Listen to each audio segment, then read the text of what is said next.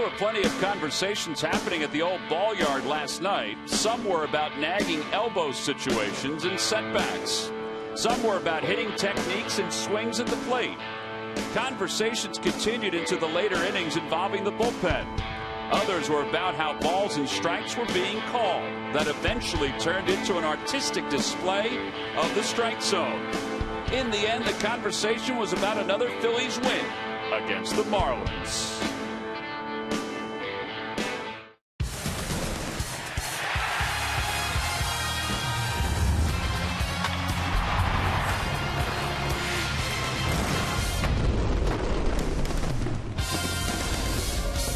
Phillies fans are lining up here at Marlins Park. They're hoping to see the Phillies' winning streak against the Marlins continue. They've won 4 straight, and they're also hoping to see if Kyle Kendrick's personal 9-game losing streak will come to a close. It's Game 2 of a 3-game series here at Marlins Park.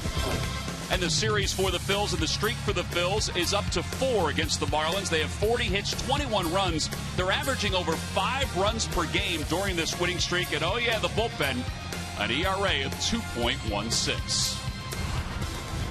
Hi, everybody. I'm Tom McCarthy, joined by Jamie Moyer. A lot of storylines from last night's ball game. A lot of storylines for tonight's game. We'll get to Kyle Kendrick in a moment. Let's talk about bench play for the Phillies, because it's been a big question mark for the Phillies the last 2 years. And the numbers aren't great, but there have been some important moments for the Phillies. There have been some important moments for the Phillies this year with their bench players. But as we all know, to have a successful team and the guys that are playing that role of the bench player or the utility player, it's really important that they do contribute when called upon.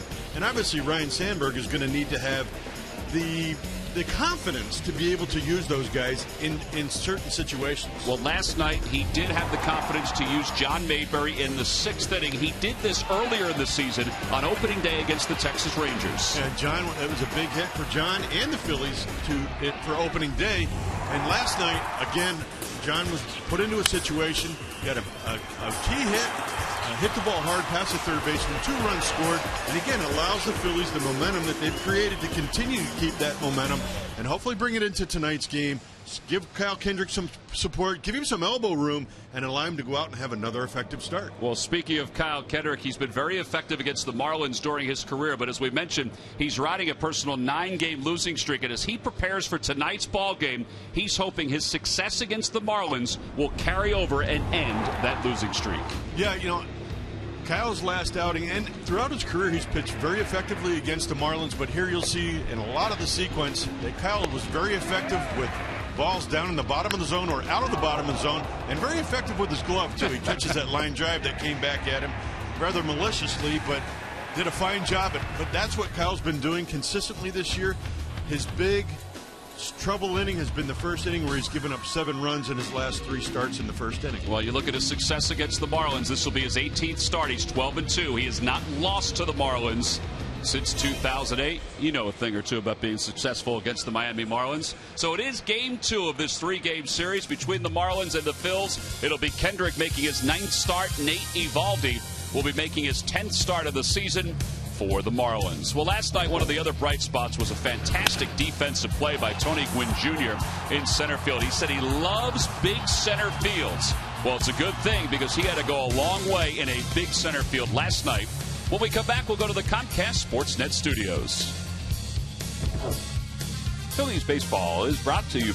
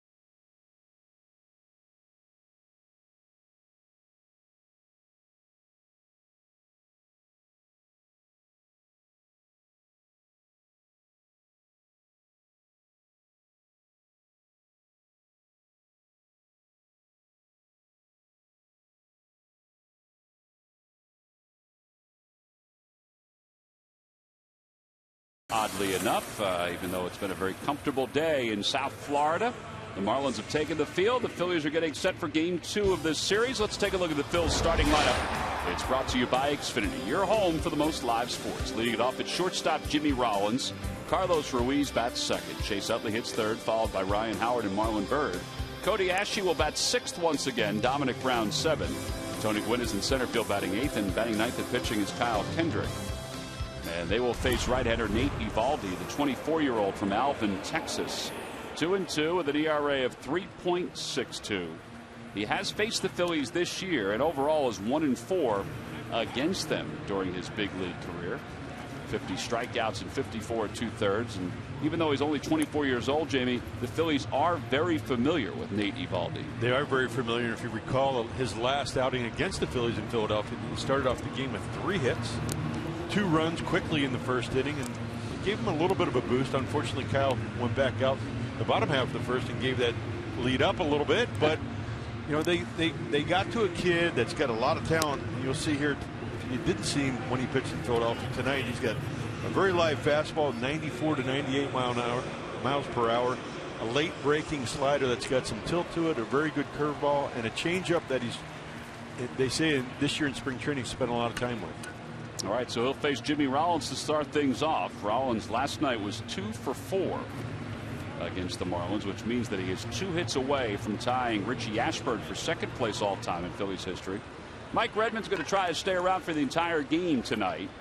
He was ejected from last night's ball game, as you saw during our open, if you didn't see it live last night. And the first pitch of the night is fouled off, so we're underway. It's 0-1. Actually, that was rather comical, I thought, last night when Mike went out there and tried to do a little painting with his feet where he thought maybe the pitch was. A lot of discussions about the strike zone last night. Unfortunately for the now third base umpire, Will Little. He had a little strike zone. 1 ball and 1 strike to Rollins. And he pops it up down the left field line, slicing, and McGee in foul territory makes the catch, 1 out.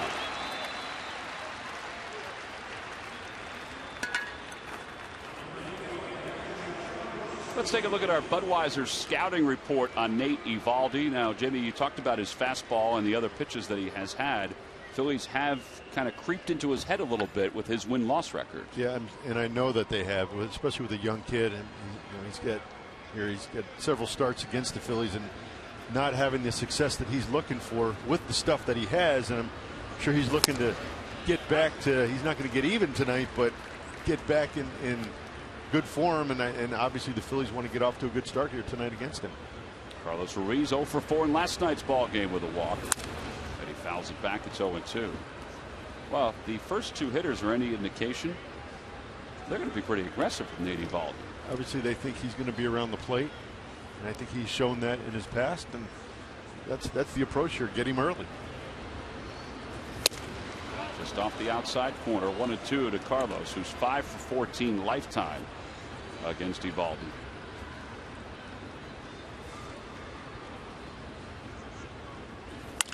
And a line drive caught by Ed Lucas, then dropped. He picks it up and throws from his knees in time. Juan Samuel saying that Garrett Jones was off the bag. And Ryan Sandberg is going to come out of the dugout to talk to Ted Barrett. He's the crew chief. And Carlos is going to hang on the first base bag because he thinks he was safe. Larry Bowa immediately went to the phone. It was as if they were volunteer firemen. I mean, everybody was scurrying to their responsibilities, to their spots. There's Bo. It was tough for us to tell. It did look like there was movement, but I don't know if that movement dictated that Jones was off the bag or not. He's off there, and then he gets. Oh, he's still reaching for it. You can see it's pretty plain. You see his foot go back to the bag there. Well, Larry Bowa did give the thumbs up, so Ryan Sandberg.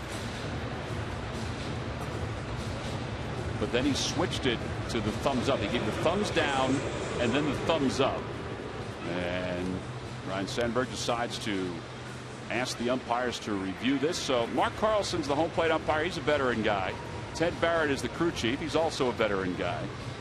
So they're going to take a look at it. Now, we've shown you some slow-mo here at Marlins Park. And you can see right here, I don't know if you can see it there. No, it's sort of inconclusive. You see him reaching. There's the tough angle because Carlos crosses the bag, and it's really tough to see. And there were cables kind of in the way that are holding up the net behind home plate. Now they're showing the replay on the big board here at Marlins Park. And on the big board, it looks like his foot's off the bag. And Ted Barrett, where he was standing, which was the right spot, I don't think he could have seen it without replay. That throw was from his knees too. Pretty good, a little smoke on the throw. Ed Lucas is not a shortstop by trade. He has played some games. Watch this here. Watch as they slow it down. See, it's sort of an optical illusion there. It looks like his foot's off the bag, and then he starts reaching, and by the time he reaches for it, Ruiz is already on it. Look at Juan Samuel in the background. Look how he's looking. And he saw it immediately. So did Carlos. Yeah, right there, he's finally on the bag. Carlos made mention right there with his hand, with his left hand. Hey, he's off the bag. This may be one where they can't overturn it, Jamie, because it is somewhat inconclusive. I mean, I could be wrong about that, because we can see Jones reaching for the bag with his foot.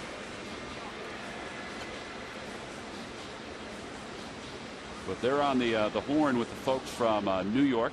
There are two umpiring crews who are taking a look at all the games that are being played around Major League Baseball tonight, and also today. There are some games that were played during the day, as well as some technicians in New York City. And Ted Barrett takes the headphones off and safe at first base. So the Phillies win the challenge. That was a good call. So this one is overturned, and now we'll see if they score that a base hit or an error to Ed Lucas, because he did catch it and then dropped it. Well, it'll be interesting after the call last night. Yeah, with Cody Ashley and that fly ball where he's going away from home plate. So this is zooming it in up close, and he's reaching, and still reaching, and then finally gets the bag, and Ruiz has already passed it. So a base runner for the Phillies here in the top of the first. And the first pitch to Utley is swung on and missed. They have, by the way, scored that an error to Ed Lucas.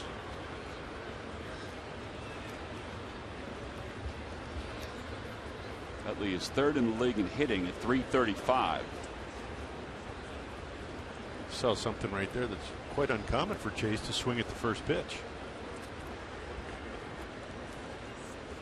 Actually, they've changed it to E3, which I guess makes sense considering the throw was there in time. There's a pop up to the left side of the infield. Ed Lucas is under it and makes the catch. 2 outs.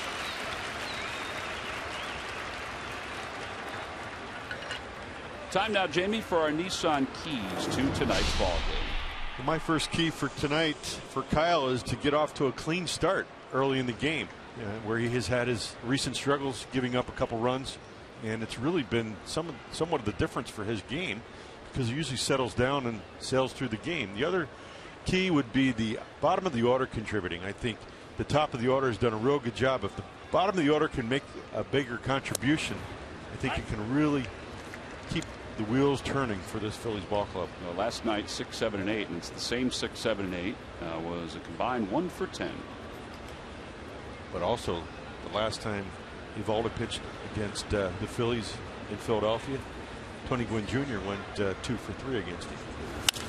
Howard sends it down the left field line. It's slicing toward the corner. That's a fair ball. One hop off the wall.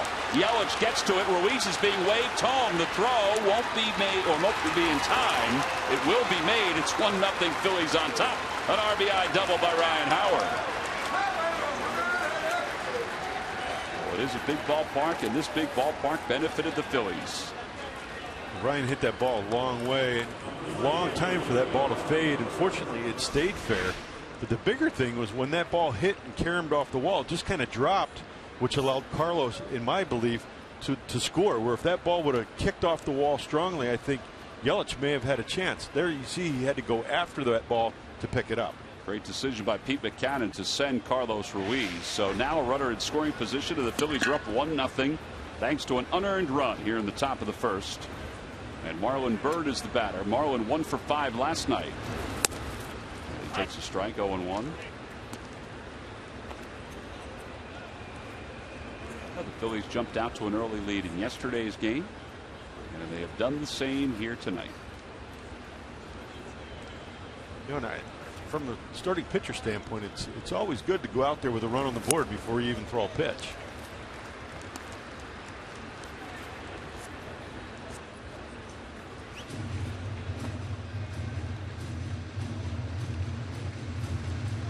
Howard leads off second.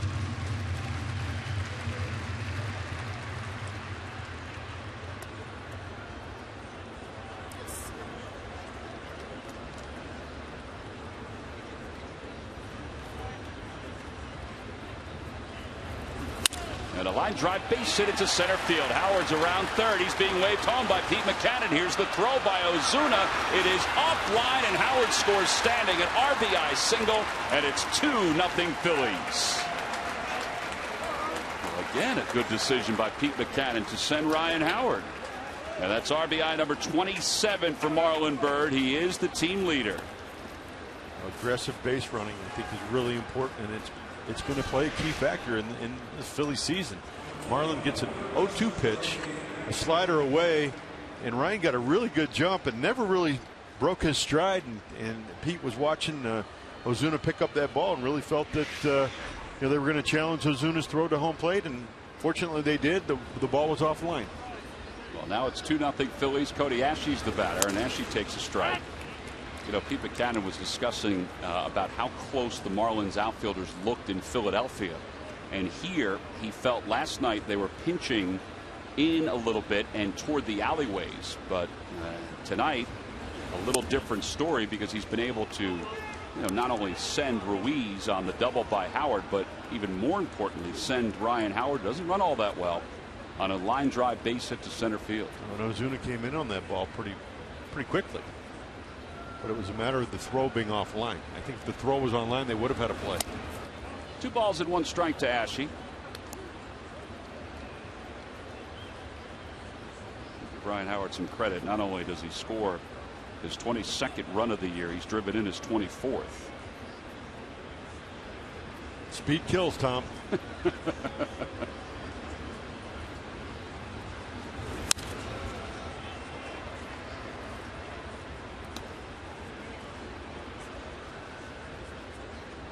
Replay certainly has helped the Phillies here in the top of the first, because they've now scored 2 unearned runs after the play at first was overturned on the ball hit by Carlos Ruiz. So you always say, if you put the ball in play, things can happen. Ball outside, 3-2 to Ashe.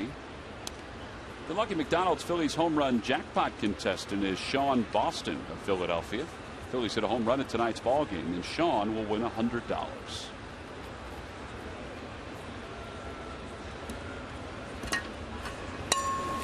Swing and a miss. Look out. That goes flying into the dugout. It chases Tony Gwynn Jr. and it goes down the stairs, and the side is retired. The Phillies, however, get 2 unearned runs here in the top of the first inning, and this is the reason why. Garrett Jones off the bag on a throw by Ed Lucas. Ruiz was called out, then it was changed to safe, and the Phils went on to score a couple.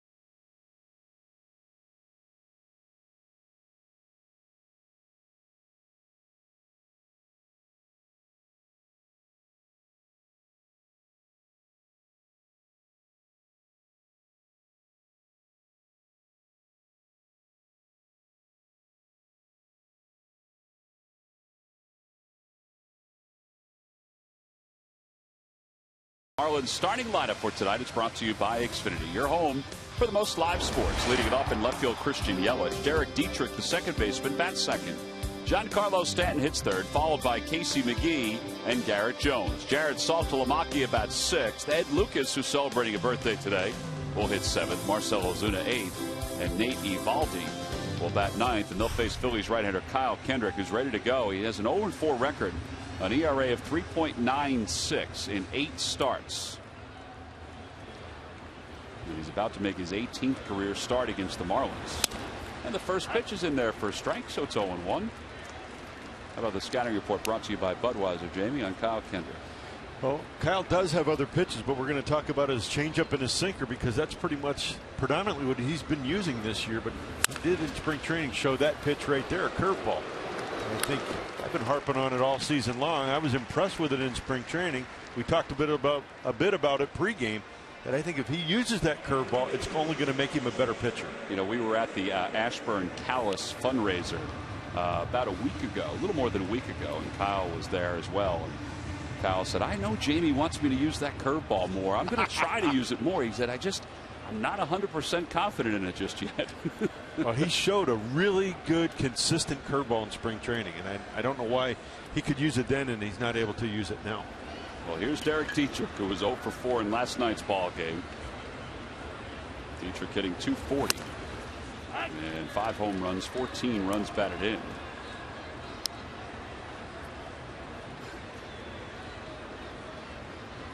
Dietrich was robbed of a base hit in last night's ball game in a long fly ball to center that was tracked down by Tony Gwynn Jr. You don't think Christian Yelich is sitting in the dugout right now going, I didn't know he had a curveball, and I just grounded out on a pitch that I didn't know he had? I would definitely think it plays into the hitters' minds when they see Kyle throw something other than a sinker, cutter, or changeup. There's a liner towards left field, and it's going to split the gap and go to the wall. Dietrich runs pretty well, and he's on his way to second. He's thinking 3, and now he's going to put the brakes on. That's his 5th double of the year. Well, last night, 4, 5, and 6 had all 6 of the hits for the Marlins. Everybody else was hitless in 21 at-bats. But now Dietrich is aboard with his first hit of the series. And there's a sinker that stays on the plate, and it's up in the zone a little bit. We know that that's where Kyle has struggled. When he has struggled, that's where he struggled, when his pitches have stayed elevated in the zone and used a bigger part of the plate. That'll bring the dangerous Giancarlo Stanton to the plate, who was 0 for 3 last night with a couple of walks. Stanton with 12 home runs and 43 runs batted in. I'm not sure of a changeup right there, first pitch. What are you changing up off of? It's something that, and granted, Giancarlo's a pretty good hitter, but chances are he's taking that first pitch unless it's right down the middle. Fastball inside, 2 balls and no strikes. It just gets you behind in the count, and you really can't afford to give this guy too many hitters counts to hit in and then have to throw him a strike. Well, the Phillies were very careful with him last night. And he wound up scoring 3 runs, which tied his career high. See, it looks like Carlos maybe wants a ball in, and Kyle's just stared him off. And they changed their sequence. Yep, shook him off again. Yep. And now Ruiz is going to go out. And this is exactly what they should be doing. If they're not connecting here with what they want to do, let's talk about it. Let's figure it out. Let's move forward. Well, you mentioned the first inning and how this has been an issue for him.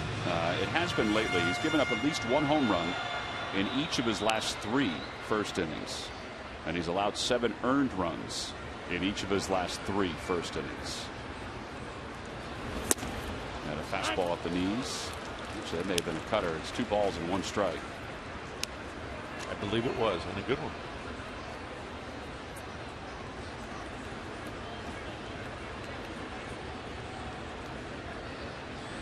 Stanton with runners on base hitting .373. With runners in scoring position, he's hitting .370. And that is why his numbers are so good overall. 12 homers and 43 RBIs.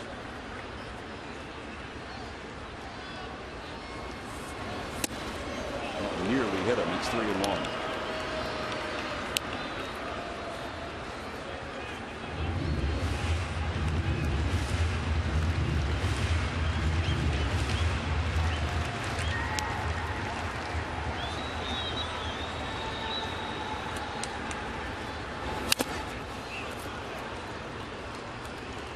take a look at our Mazda leaders, and the Marlins have the highest batting average in the majors against the fastball.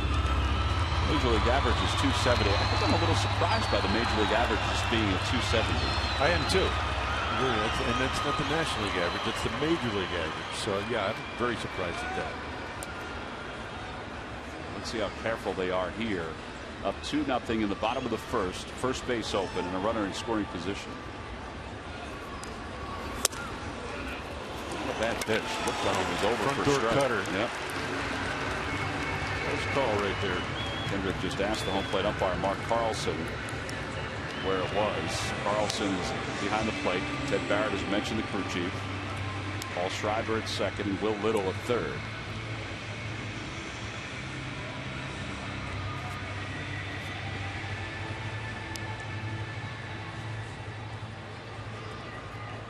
And now Casey McGee, who had an RBI in last night's first inning. He was 1 for 3.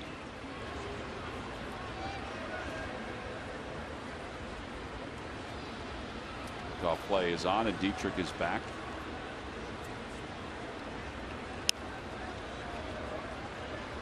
Well, McGee certainly has capitalized on all the walks that Stanton has taken, particularly when there were runners on in scoring position. He's hitting .435 with runners in scoring position. I also believe too Casey going to Japan. It's a different style of baseball in Japan, and it's more about contact, hitting the ball the other way. And when he was a player in Milwaukee, he was very much more of a pull hit type hitter. And here he's got a lot of RBIs because he's using the whole field. So I'm sure that experience in Japan really helped him become the type of hitter he's become right now. He scorched that one. But it's a strike. No balls and 2 strikes.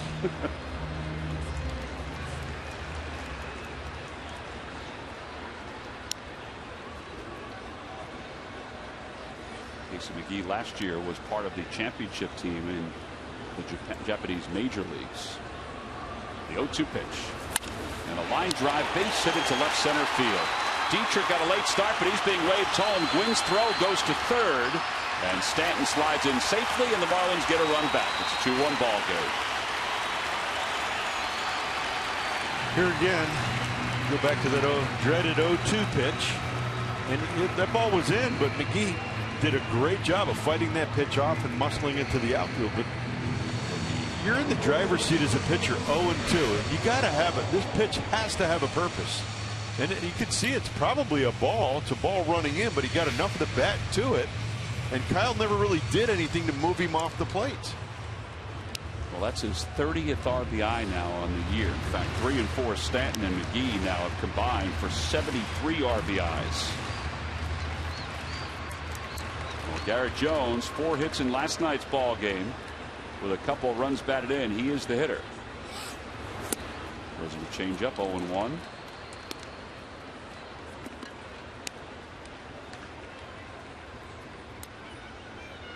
We've talked about this time and time again, and a lot of the starts here by the Phillies this year with the 0-2 pitch being hurt. And actually, Eovaldi got hurt on it in the first inning as well.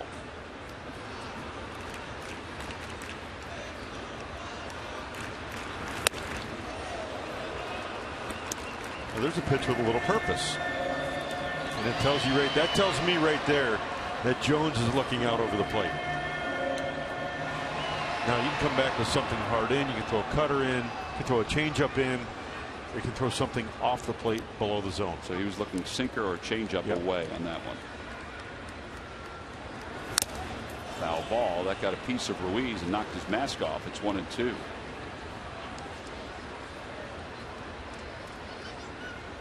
Scott Sheridan, Ryan Sandberg, both coming out. Just got him under the mask to pop that mask off. It looked like it got him right on the chin. That can't feel very good.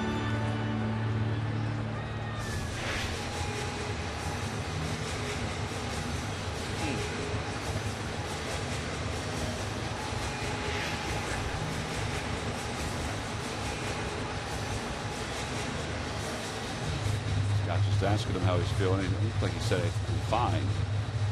He'll get an off day tomorrow. Take a listen. It sounded worse there than it did the first time.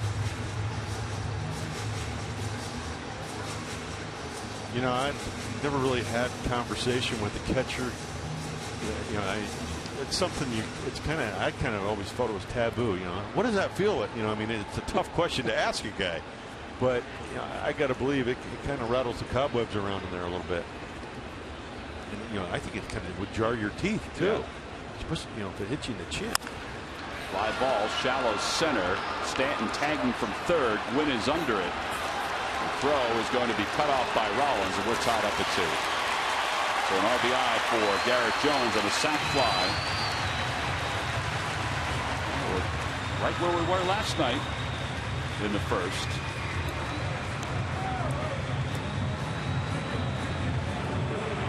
And these issues for Kyle in the first inning continue here tonight.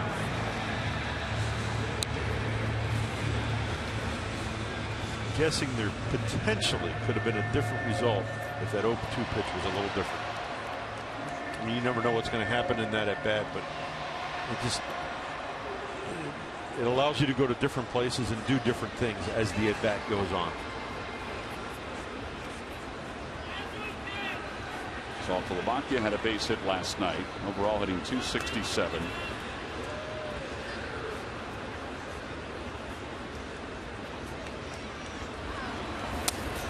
He lays off, 1 ball, no strikes. The other part to that 0-2 pitch, you know, it's McGee. He's got to be able to. He's got to feel like, you know, he's got nothing to get by me tonight. And I know in my situation as a pitcher, I knew I didn't have stuff to get by. So I had to fool you with changes of speeds and changes of locations. That goes along the lines of really being patient as a pitcher too. Exactly. But showing that ability to use your pitches on both sides of the plate is really, really important. You know, there's a situation too where Kyle gets 0-2. He could go in once, go in twice, then come in with a front door cutter. He could throw a changeup away, a sinker away, his curveball in the dirt.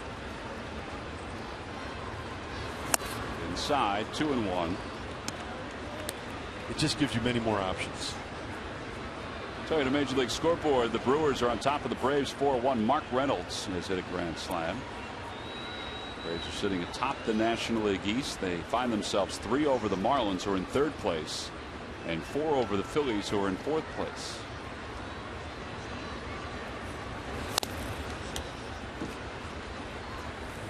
Good cutter right there. That ball was running down and in. Saltalamacchia actually looked like he got on the outside of that ball. Just barely nicked it. Almost looked like he was indecisive as to whether he wanted to swing at it too.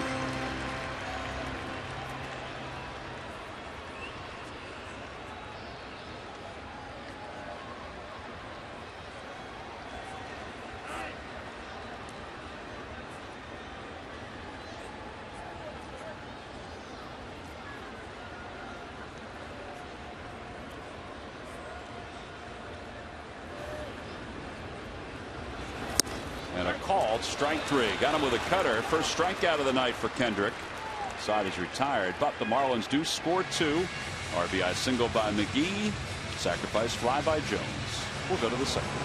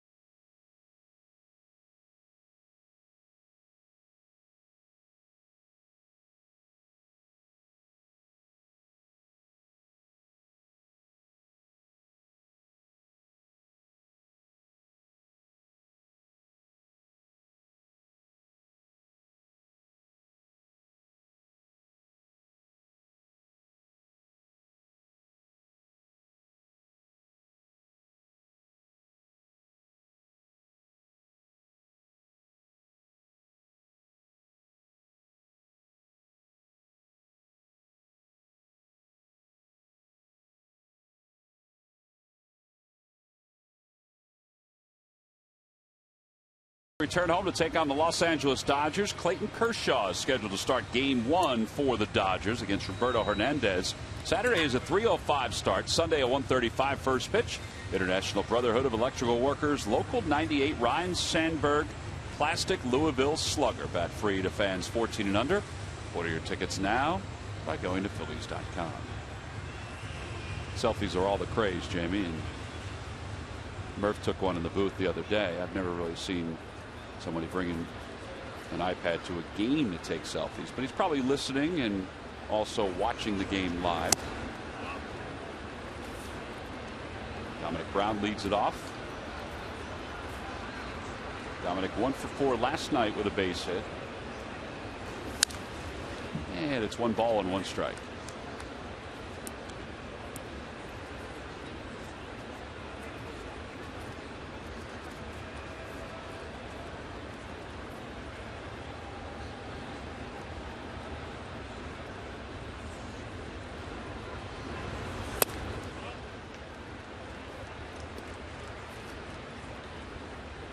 It'll be Brown, Tony Gwynn, and Kyle Kendrick.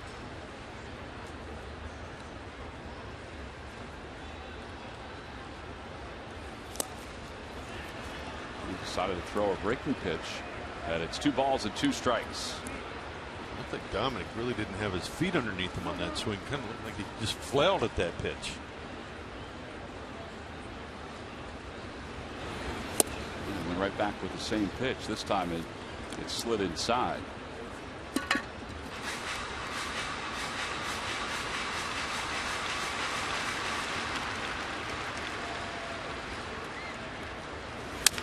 Chopper back off the glove of Eovaldi. Lucas has it, throws on the run, not in time. Brown is safe at first. And that'll be an infield hit for Dominic Brown. He may get another challenge here. And Mike Redmond's waiting. He's on the phone. I think he has to come out. Yeah, he can't come out now. Batter's already in the box. He is. Well, Ted Barrett's going to come down and talk to Redmond.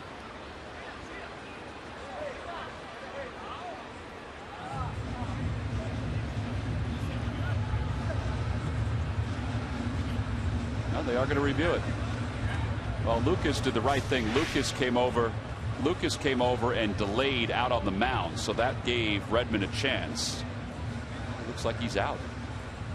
Replay helped the Phillies in the first inning, and it looks like here it's going to hurt the Phillies if they just look at that review right there.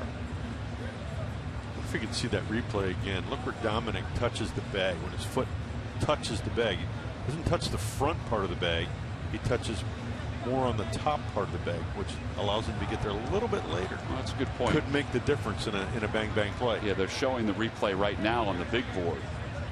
And it does look that way. Watch what Jamie's talking about right here. Yeah. His foot hits really on the top of the bag instead of the front of the bag. Now, by rule, you're not allowed to come out and ask for a review. Yep. You can see right here what I'm talking about, where his foot touches on the top of the bag rather than the front of the bag. Mentioning by rule, you're not allowed to come out and ask for a review if the batter is in the box. Now, Tony Gwynn stepped into the box and then stepped out, and Lucas was out on the mound, and Eovaldi was not on the rubber as of yet, so that's why they were given the freedom of waiting, and he is out at first base according to Ted Barrett. So 1-6-3 on the putout at first because the pitcher did misdirect that. I think Dominic knew he was out. Yeah, I do.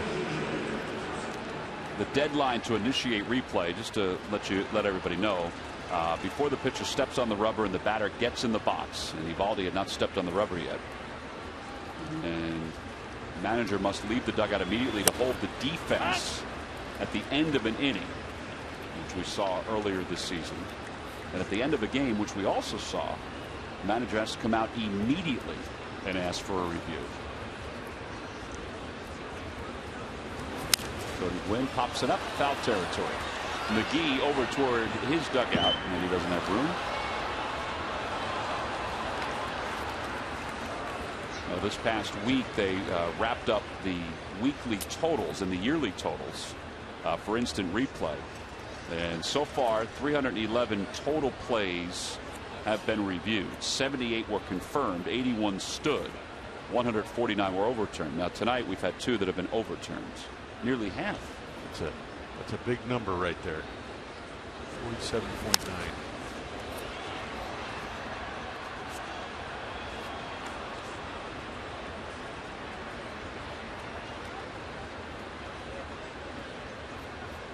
As we mentioned in the first inning, replay certainly has helped.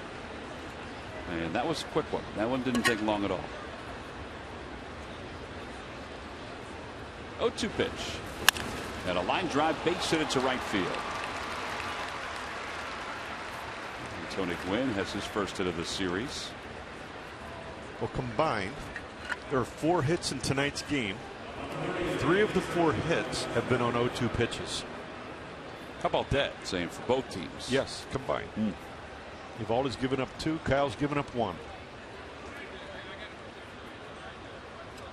One of those things that back in the day used to be something that was really stressed. I don't know if it's stressed as much anymore. Obviously it's not, because it's happening on a more regular basis. I wonder if it's stressed or if it's not just listened to by certain pitchers. Well, you got a pitcher out there, you got a catcher out there. What if I'm telling my catchers, if the pitcher's not, I want you to call a fastball and I want you to move in underneath the pitcher's hands, or I want you to move in the other batter's box. Somebody's going to get the point. Kyle takes a strike. It's 0-2. That looks like it should be an easy pitch to bunt right there. That ball has some sink. There's strikes, and you're thinking, wow, that's a very buntable ball. But when the bottom's dropping out of that ball, it's tough to get underneath it when the ball's sinking, and a guy throwing rather hard.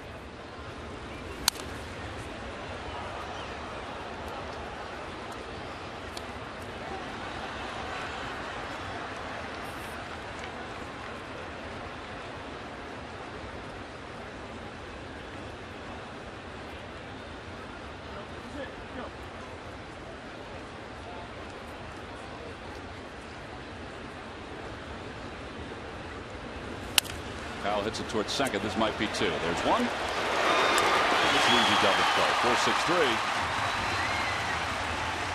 So Kyle unable to get the sacrifice bunt down, and then a double play. So we played 1.5.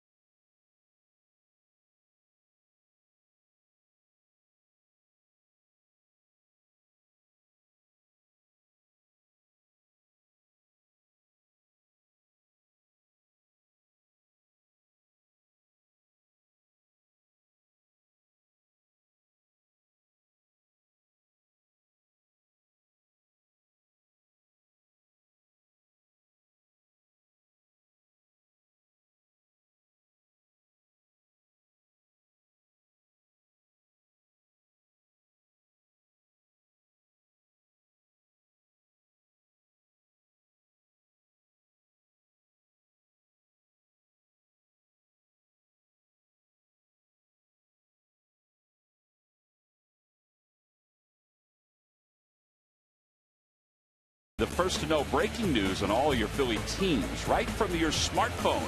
Download the free CSN Philly Sports app today. Now, if you're living down here in South Florida, it's a pretty good thing to have the CSN Philly Sports app. Get caught up on what the Sixers did last night in the lottery, getting the number 3 pick and also having the number 10 pick in the first round. You can get caught up on what's going on with the Phillies as well. What's going on here tonight is the Phillies and the Marlins are tied at 2 as we go to the bottom of the second. Ed Lucas, Marcell Ozuna, and Nate Eovaldi. All right, the scheduled hitters against Kyle Kendrick.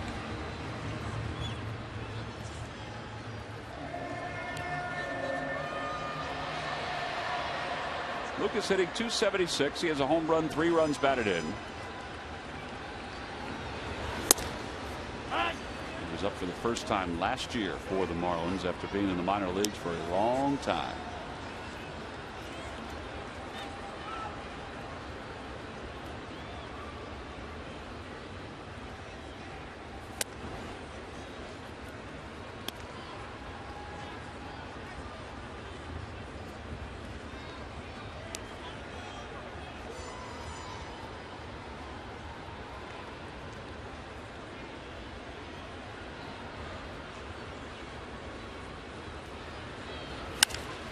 To center field. Tony Gwynn comes in, makes the catch. One away.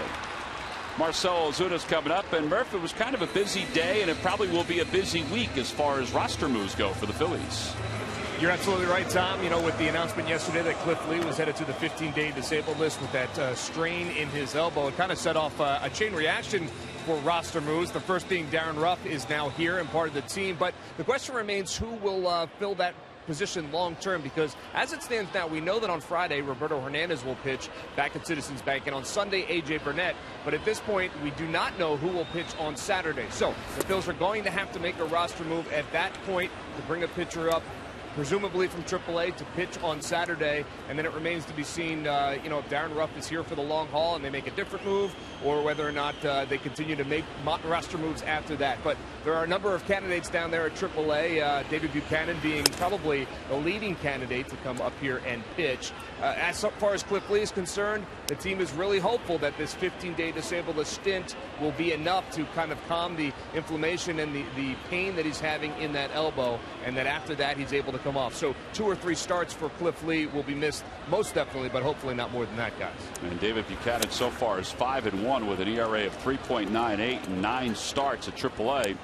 Was very good in spring training, nearly made the club. At least it seemed like he nearly made the club. Yeah, he had a really good spring training and was very effective with all of his pitches. And like you said, Tom, he nearly made the club, and obviously he's throwing the ball fairly well in Lehigh Valley. And here again, this is why you have excess players, pitchers, especially pitchers, in your farm system. 3 balls and 1 strike to Marcell Ozuna. And he pops it up right near the mound. Kendrick points to the sky. Howard comes in, makes the catch. And there are 2 outs. And that'll bring Nate Eovaldi to the plate. Now, obviously, you know, Cliff Lee's injury, they're hoping that it will be, as Murph said, you know, just a 15-day stint on the disabled list. But, you know, JB, you're a former pitcher. You've had elbow issues. Yes. Everybody's different.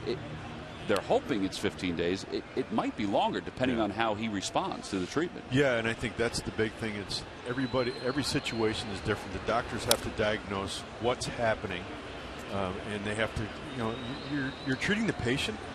You know, you're not treating you're treating the patient, and Cliff has to be able to give that feedback back. And right now they're saying it's between a grade 1 and a grade 2 strain. And you know, here's where we are when we're healthy. Here's a grade 1. Here's a grade 2. And here's a tear. So that's a 3. So, you know, the news isn't horrible, but it's, you know, it's alarming. And I think right now we just have to wait and see how Cliff is going to respond. 1 ball and 1 strike to Nate Eovaldi. All right, now when they talk about grade 1 and grade 2 strain, because you've been through this, what do they tell you to try to get it back to as close to 100% as possible? Well, is it building up muscles on the outside? Is it doing something to rest? Is going to be the first thing. I got to believe some sort of anti-inflammatory will, you know, I'm sure there's some swelling in there because there is trauma, and beyond that, you know, you've got to just try to figure out how to maintain strength in the shoulder to support the arm and the elbow. All right, Dr. Moore.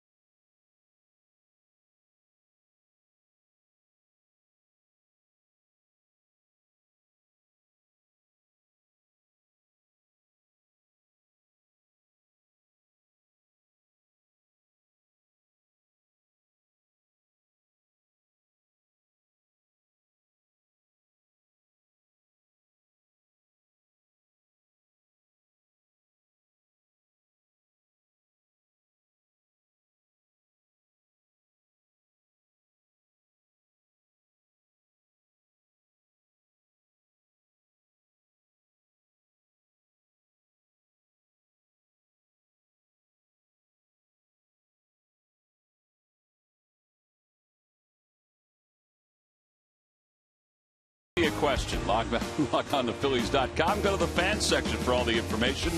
And please submit your answer on the subject line. All right, Jamie, the question is, what Marlins pitcher no-hit the Padres on May 1st, 2001? What Marlins pitcher no-hit the Padres on May 12th, 2001?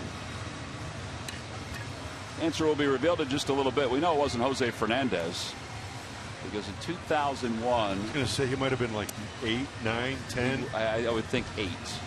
Yeah. Jose is recuperating after having Tommy John surgery. Jimmy Rollins will lead it off as we go to the top of the third. Rollins is 0 for 1.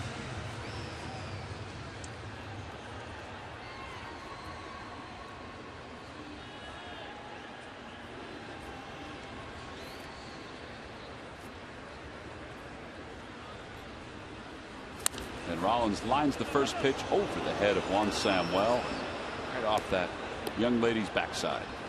And it's 0-1.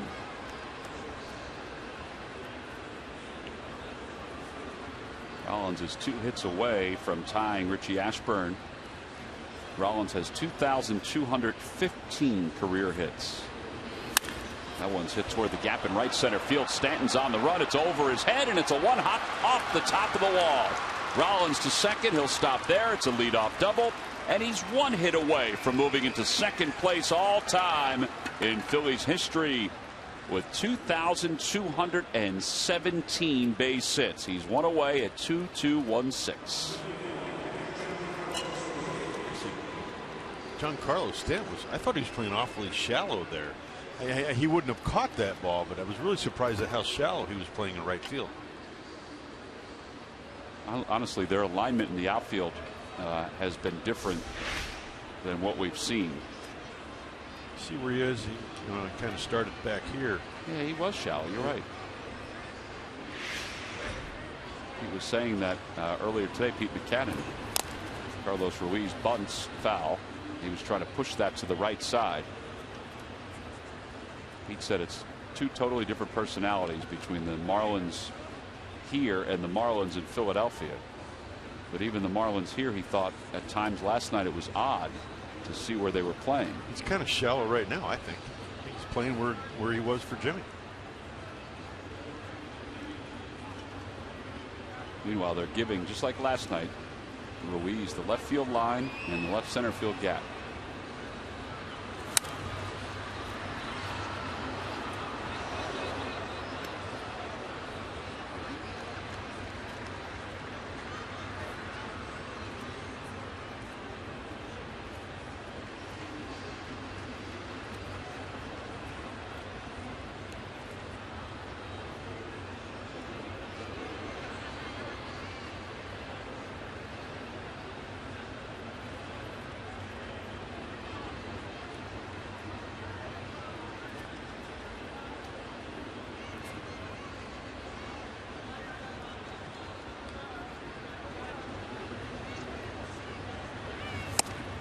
Inside 1-2.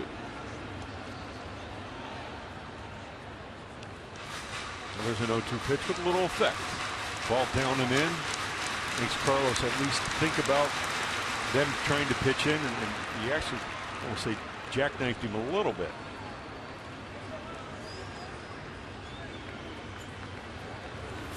Swing and a miss. He went after a breaking pitch. And that's the second strikeout of the night for Evaldi, the first out here in the third. And there you see the reaction of that slider down and away that has some depth. After that fastball down and in, throws a good slider. Carlos just kind of reaches and flails at that pitch. There has the previous pitch has value. That 0-2 pitch has value.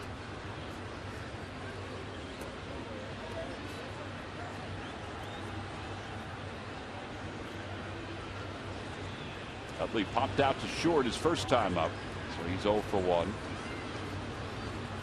Breaking ball.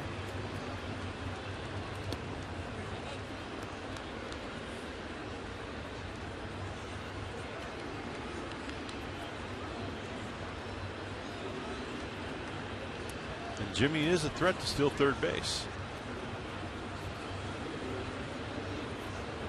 much having Utley up with the right side of the batter's box wide open, and how much will that slow him, you think? Well, we're not going to find out, at least here.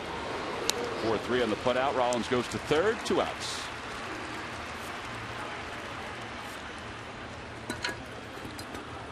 Well, it's now time for you to tweet your photo using #PhillyFanPhoto for a chance to have it shown in an upcoming game broadcast. Brought to you by AT&T.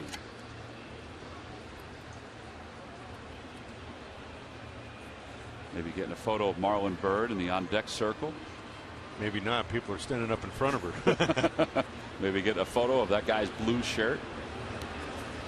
I have to admit, I don't think we would select the guy in the blue shirts if it was just his shirt.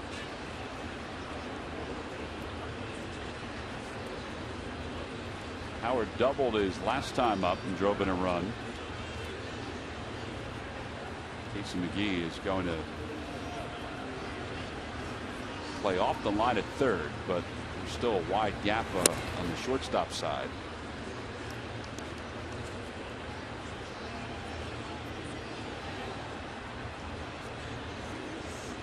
The hardest fastball we've seen today was 96.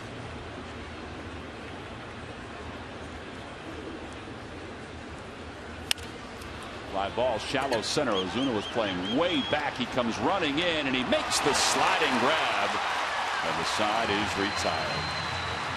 No runs, 1 hit, and a runner left over at third. Jimmy Rollins. Phillies waste the leadoff double. They nearly did it, but Marcell Ozuna was able to close quickly to wrap up the top of the third.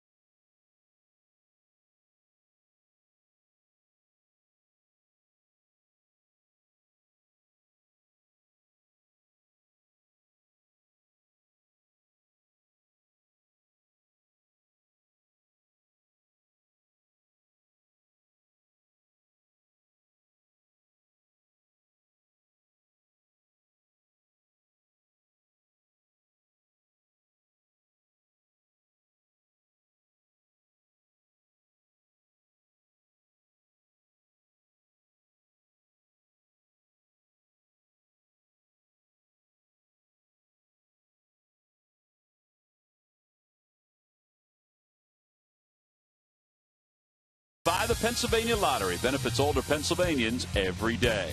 By Thomas Jefferson University Hospitals. Call 1-800-JEFF-NOW for an appointment. And by Dodge. Visit Dodge.com or your local dealer today. Well, we mentioned the weather was beautiful here in South Florida today, but the roof is closed. As we move to the bottom of the third, Christian Yelich bunts in front of the plate. It's picked up by Ruiz as he falls to the ground. He throws him out, 1 away. Carlos does that so well. I mean, he's like a cat. El Gato? Is that what they say? El Gato. He's like a cat from behind home plate. He gets it. You know, Yelich gives it away that he's going to bunt, but Carlos, he lost his footing and still made a great play. You know, that ball is stopped. He picks it up barehanded and makes a great throw to Ryan. Ryan could have probably made it, at least made a little stride towards home plate.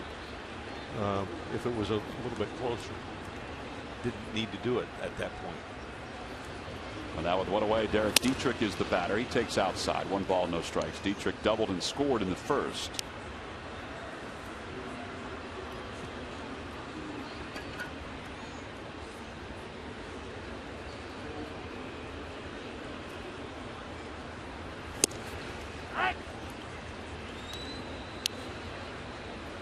Good sinker right there. You know, I like seeing that from Kyle. It's getting into that rhythm, getting a tempo going. It's really important for him to get back into the flow of the game here.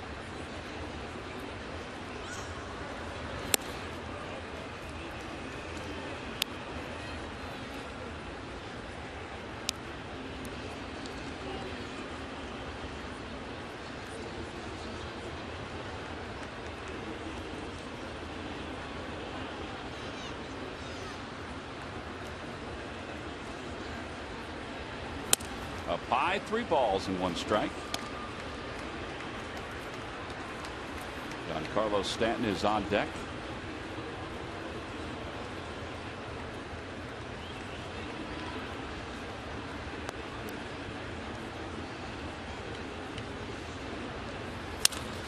Out toward right center field. Bird is not going to get there. It's going to take a spin out toward the wall. Dietrich on his way to second, and he's going to third. Utley's throw won't be in time. It's a 1-out triple. So he's got a double and a triple so far tonight.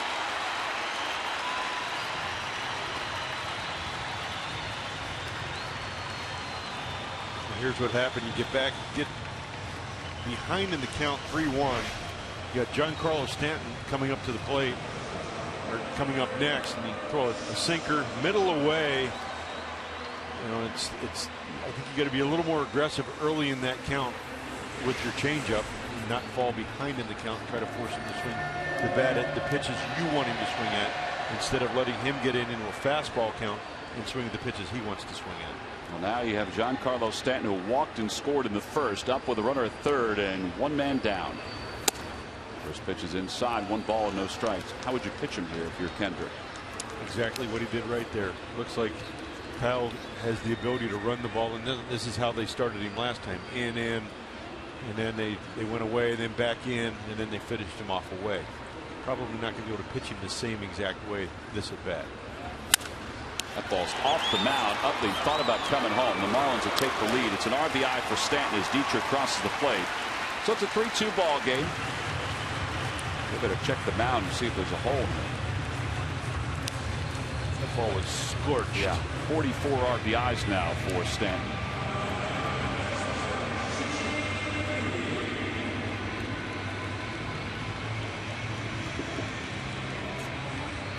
Chase had him played in the right spot, though. I mean, that's where scouting and keeping hitting charts on hitters comes into play. Because if Chase is 3 steps to the left, he doesn't make that play. I don't think that ball's hit too hard. Yeah. Here's Casey McGee. He singled home a run his first time up.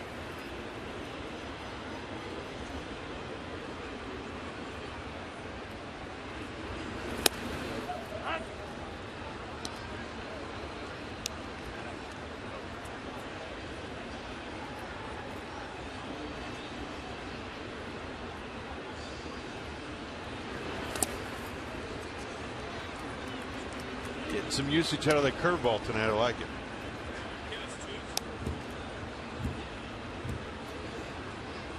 The way he just threw it there was kind of how he was having trouble with it earlier in the season. The ball is tapped foul, and it's 2-2. Still puts it in the back of the hitter's mind. You ask any hitter if he has any doubt, it makes he can't guess as much, or probably he's not willing to guess as much.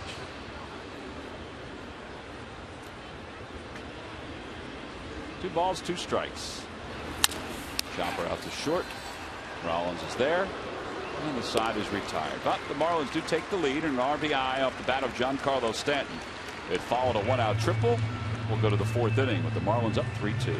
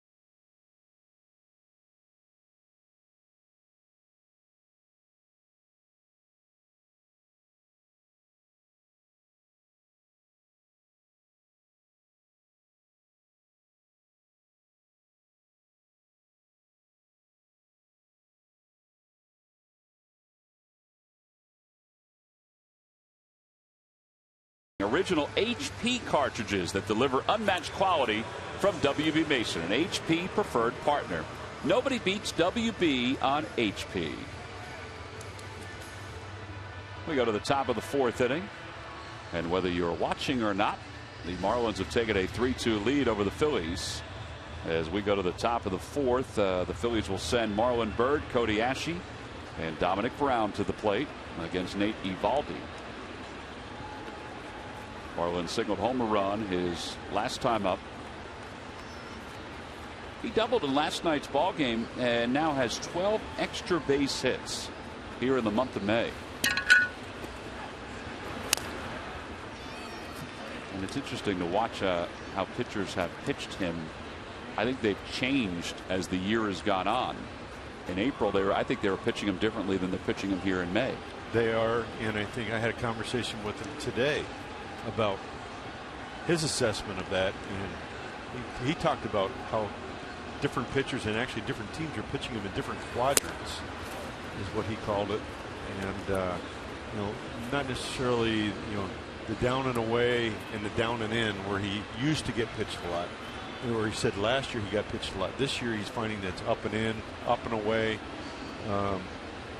mixed in with some of that down and away and down and in. I think it's interesting how it's evolved, as you said, not only this year, but as he mentioned, even over the years where he's been pitched differently. No, I think he's become a smarter hitter, a stronger hitter. He has the ability to drive the ball to the ballpark in different parts of the ballpark, depending on some of the ballparks that he's playing in. But I think he's become more of a guess hitter, and he's willing to take a chance and guess in situations. But he's always looking to hit the fastball, hit off of the fastball, because he knows that's really the pitch he wants to hit. 2 balls, 2 strikes to Marlin. And like in his first at bat, he hit a slider. And that time he gets a fastball at 97 that he spoils off to the right. Last night in his last at bat, he met on second and third with 1 out. Saw a first pitch slider. Second pitch was a fastball, and I mentioned it on the air that that's the pitch he wanted to hit because it was probably about 5 inches off the ground. He went after it because all he was trying to do was hit a fly ball to the outfield to get that runner in from third base. So he was trying to hit to the situation where maybe as a younger player he may not have had the ability to do that. I would agree with that.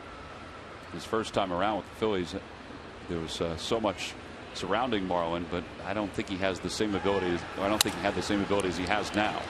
As he serves that one into right field, Stanton gets to it and quickly spins and throws to second. So a leadoff single for Byrd. Monday, May 26th, the Phillies will take on the Colorado Rockies in Game 1 of a 3-game series. Game 1 is a 5:05 start. It's a Hatfield Dollar Dog Night and a salute to veterans. Next 2 games are night games. You can get tickets for all 3 against the Rockies by going to Phillies.com. Here's Cody Asche, who struck out his first time.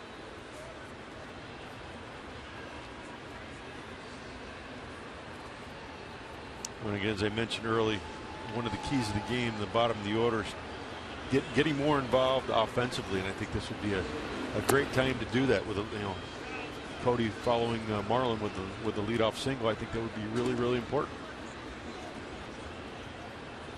And he has that ability. That not only does he have the ability to drive the ball to the ballpark, but he can hit the ball to all fields. Well, the Phillies squandered a very good opportunity to score a run in the 3rd when Rollins led off with a double. Ball is popped up foul. It'll be out of play, and it's 1 ball and 1 strike.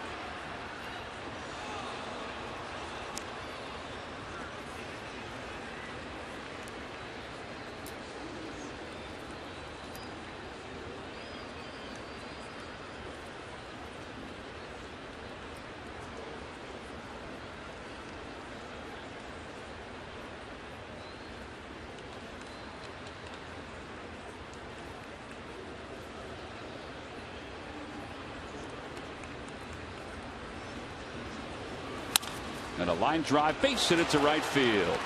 Marlin will stop at second, so Asche's aboard, first and second with nobody out.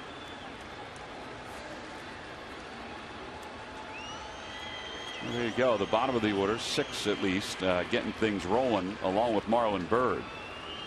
And now Dominic Brown, who reached, was retired on a ball hit back toward the middle his first time up.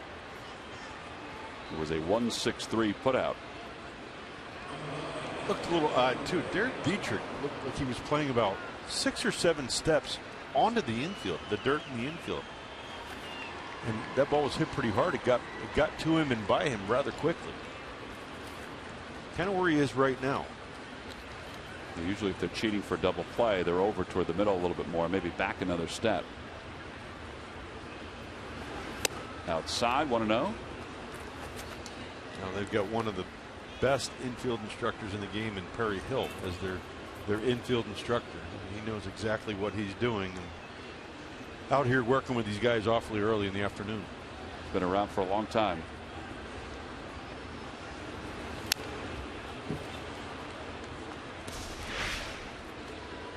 And here you can see right here where he is before that ball's hit. And it just looked like when that ball's hit, and he actually moves over slightly towards first base as the pitch is being made, and the ball still got by him. Yeah, I think coming in like that, he's even in farther than the double play depth on that situation. 2-1 to Brown.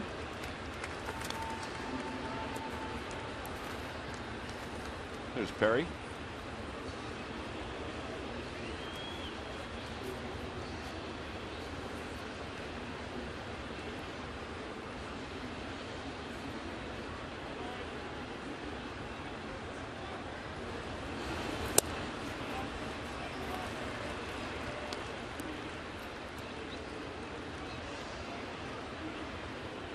Making Eovaldi work here a little bit too, I think, is important. Dominic has that great ability to do that. I think he has the confidence to do that. He worked himself to a 3-1 count. With runners on first and second, the pitch down the left field line, that'll slice out of play, and it's 3-2.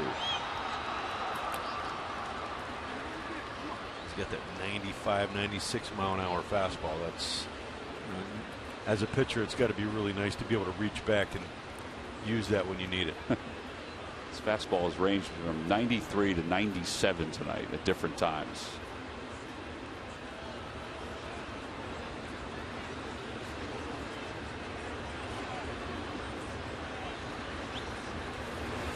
Ground ball back to the mound. Eovaldi looks at second. His only play is to first. So although Dominic Brown and the Phillies were looking for a little bit more from him, he at least got the runners up. Now both are in scoring position. And Tony Gwynn will get a chance to bat.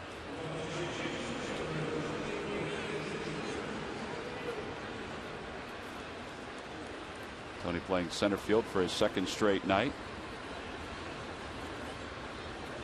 And Tony's had a little bit of success off of Nathan Eovaldi thus far this season. So it'll be really interesting to see how they go after Tony here.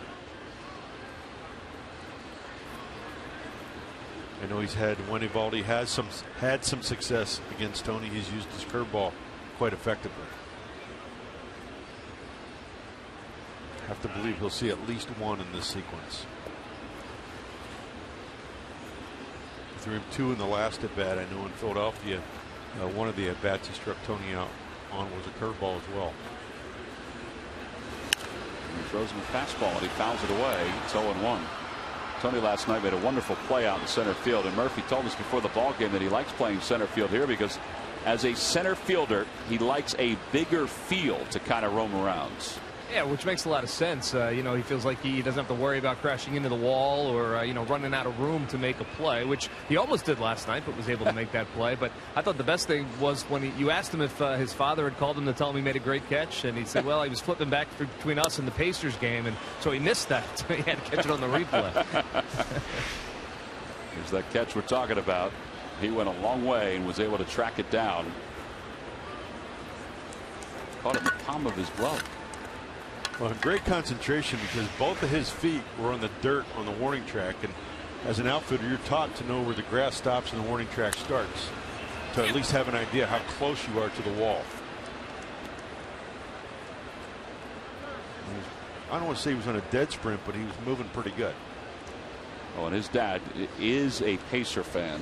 They lived in Indianapolis for a short period of time, so that's why he was switching back and forth between the Phillies game and the Pacers Heat game. See if Tony can come through here. Base hit would probably score 2. He's trying to get a run. The infield is back. And the 1-2 pitch. Ground ball foul past Juan Samuel.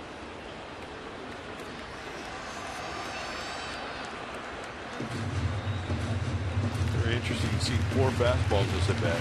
He's outsmarted me right here. Really interesting. But he's ahead in the count. Again, he's in the driver's seat here. He can throw that curveball in the dirt. He can throw that slider back door or down and in, elevate a fastball, throw a changeup below the zone. He's got a lot of options.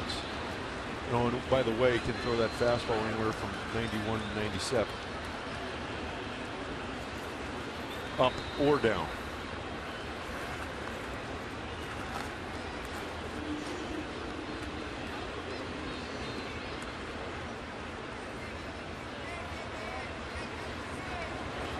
Curveball line into right field, a base hit. 1 run will score. Ashe will stop at third, and the Phillies have tied it up. It's a 3-3 ball game. They held Ashe because he held up just to make sure that ball got past Dietrich. So Tony Gwynn is 2 for 2, and he picks up his 3rd RBI of the year. It's a great at bat for Tony right there. It works, gets behind in the count, fouls a couple fastballs off.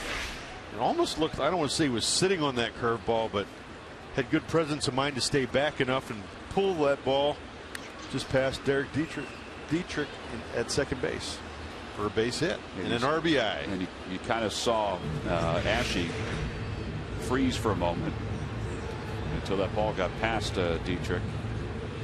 So meeting on the mound after Kendrick went over and talked to Pete Mackanin in the third base coach's box.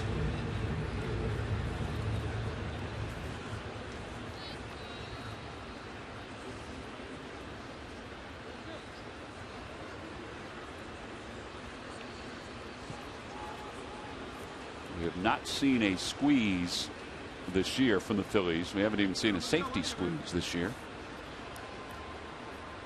The infield is back except for McGee. He's in at third. Kendrick squares and then swings, and he loops it down the right field line. It's a foul ball.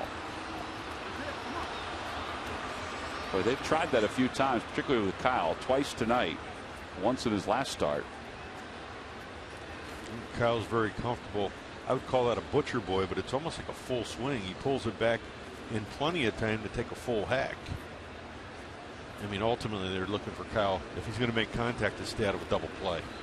Which is what he hit into his last time up. All right. I always ask about if certain things affect you as a player. Look how shallow Giancarlo Stanton is in right field. I mean, you've been up at the plate a million times. Have you noticed that, like, when the left fielder on your offside is that shallow? Oh, I've noticed left fielders about 5 steps away from the left field line. You don't think I want to try to hit a ball where the left fielder normally plays? That would be probably a fairly easy double. Well, maybe not for me, but for most guys. But yeah, you see the outfielders out of position, and you're thinking, hey, I can do more here than. But what ends up happening is you try to do more than you're capable of doing, and you embarrass yourself. Well, he gets that one back toward the mound. Ooh, they look to second. There's one, and they're able to turn the double play. It's the second time tonight that Kendrick has hit it to a double play. Well, I'm surprised that they didn't have him try to at least butt Gwynn into scoring position for Jimmy Rollins, but they roll the dice. Phillies settle for a tie.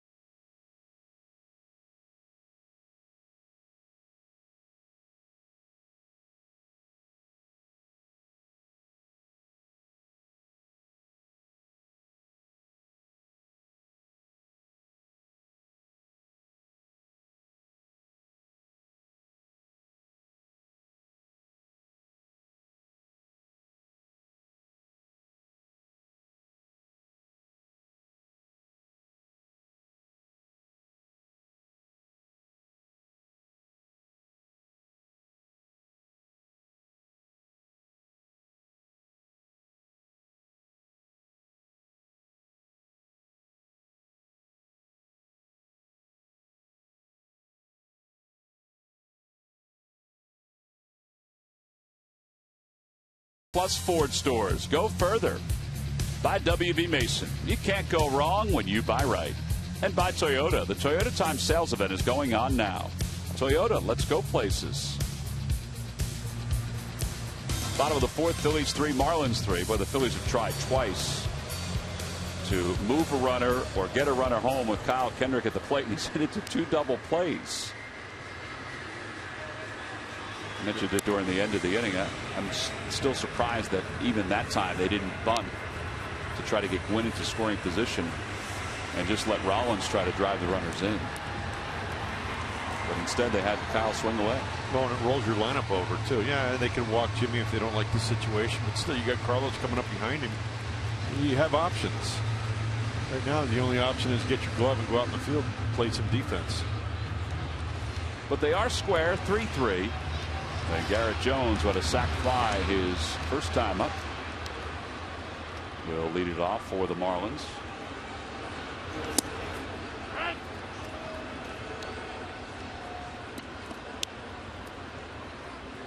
Garrett Jones has reached base safely in 9 straight games, not counting tonight.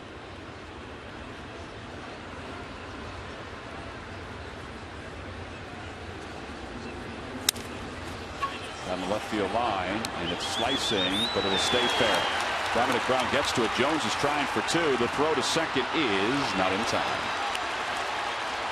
13th double of the season for Garrett Jones, and it's his 3rd in this series. And here I question a little bit of pitch selection.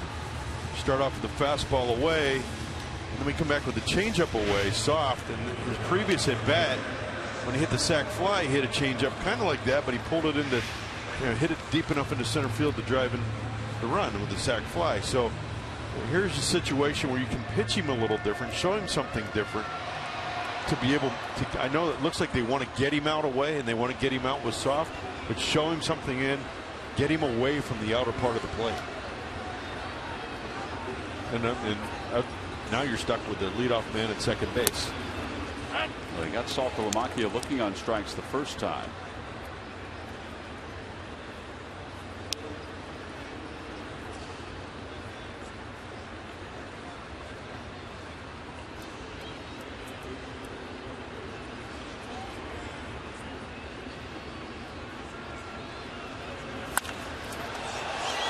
Fly ball to center. It's deep. Jones will tag. Gwynn makes the catch. And Jones on his way to 3rd will get there. Thursday, May 29th, the Phillies will take on the New York Mets. That's the beginning of a 5-game series. We have night games on Thursday and Friday, and also Monday, the final game of that series. It's the rescheduled ball game from April 29th. Sunday the 1st at 1:35 first pitch is Total Cliff Lee action figurine. Free to fans 14 and under. Tickets for those 5 games against the Mets and all the games coming up at Citizens Bank Park, you can go to Phillies.com.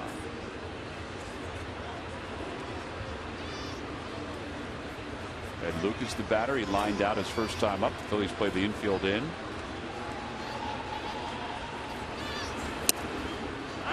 Curved ball for a strike, 0-1.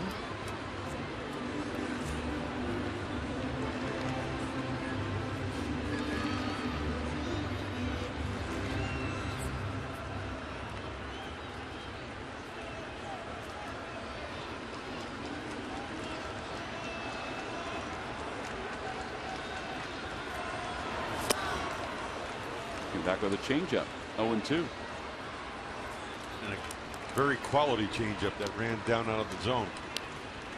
Down and in out of the zone. And that's why that pitch is so effective when it's down and has movement, because it looks like a fastball out of the pitcher's hand.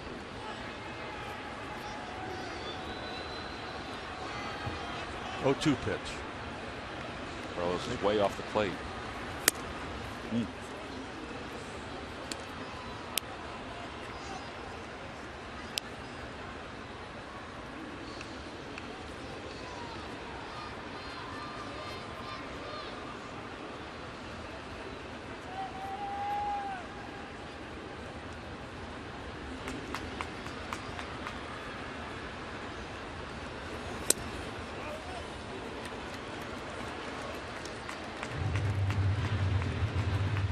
On the Toyota Major League scoreboard, the Reds defeated the Nationals 2-1 earlier today. Zach Cozart scored a run, had 3 hits overall for Cincinnati.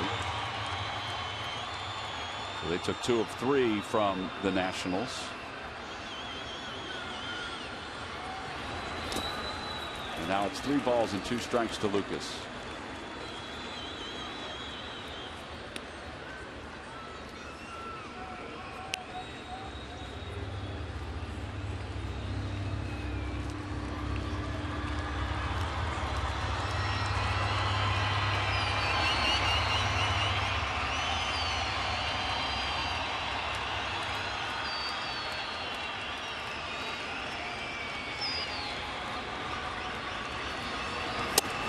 Ball 4, and that'll put runners on first and third.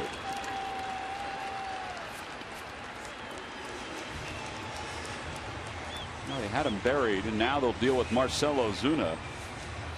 We'll see how they align the defense here. Who is shown to be very aggressive first pitch.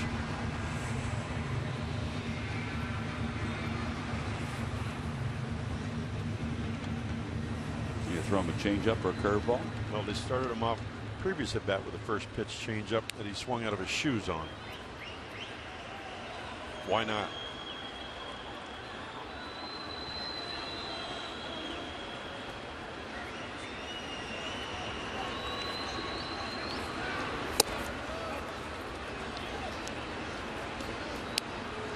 Kyle's just missing right now with a couple of these pitches. That one ran inside. See, Ozuna has had opportunities with runners on third and less than 2 outs. Well, the Marlins have done a really nice job over the course of the season hitting here at home, using the big part of the field.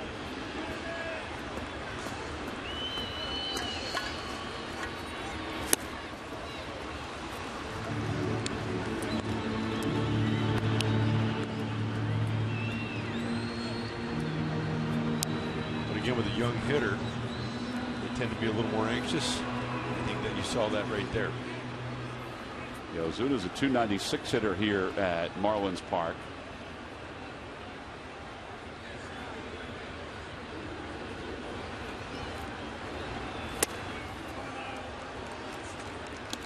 Two and 1. Pitchers due up next.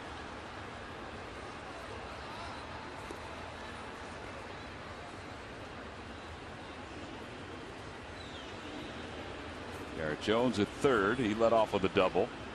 Had Lucas at first.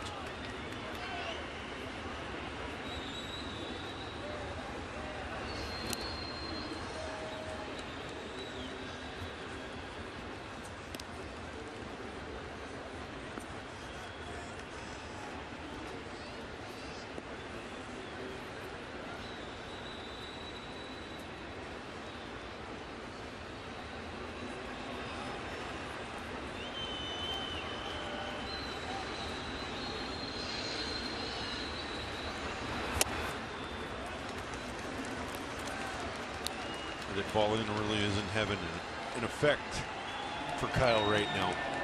It's only a pitch that's getting him deeper into account, and the hitter's not really reacting to that pitch, either by moving his feet or making an attempt to swing at it.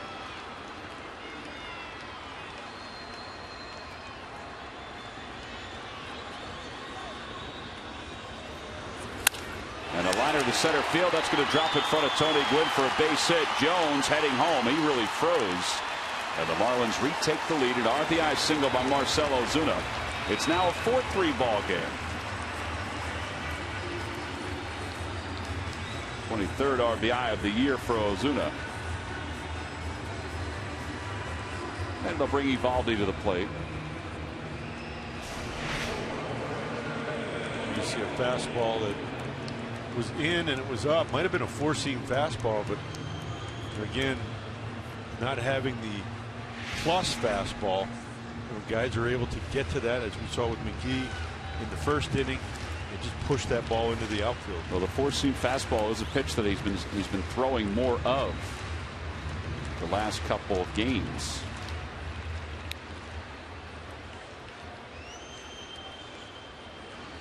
Eovaldi grounded out his first time up. He's there to sacrifice. And he takes low. 1 ball, no strikes.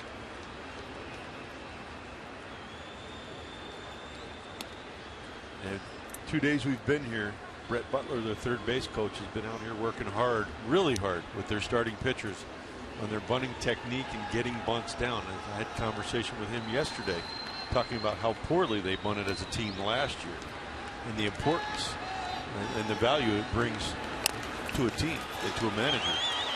Well, Ruiz takes a chance, and he's safe at third. He really took a chance. But Lucas was able to beat the throw, and now the bases are loaded with 1 man down.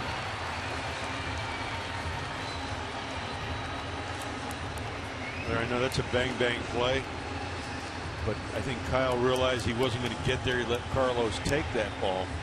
But if anyway, if Kyle can kind of be the policeman here and kind of help direct him on where to throw the ball, be an extra set of eyes. Yeah, and I think the way Carlos picked the ball up, it looked like he was going to go thinking about second base or first base, and last minute he chose to go to third base, and he also slipped. Well, that decision now has loaded up the bases here in the 4th.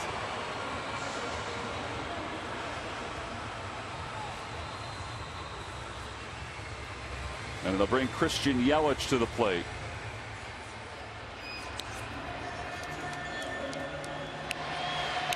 Well, this has not been a crisp game for the Phillies. They've made some mistakes that just aren't going to show up in the box score, except when it comes to the score. Yelich is 0 for 2. Phillies play the infield halfway. 1 ball, no strikes. There's not a lot of wiggle room for Kyle here. He's got to go after Yelich, try to get ahead, and obviously he got behind with the first pitch. He's got to try to force some contact and hopefully get the ball on the ground. And Yelich does have some sneaky speed. Saw that with the bunt his last time up. Inside 2-0.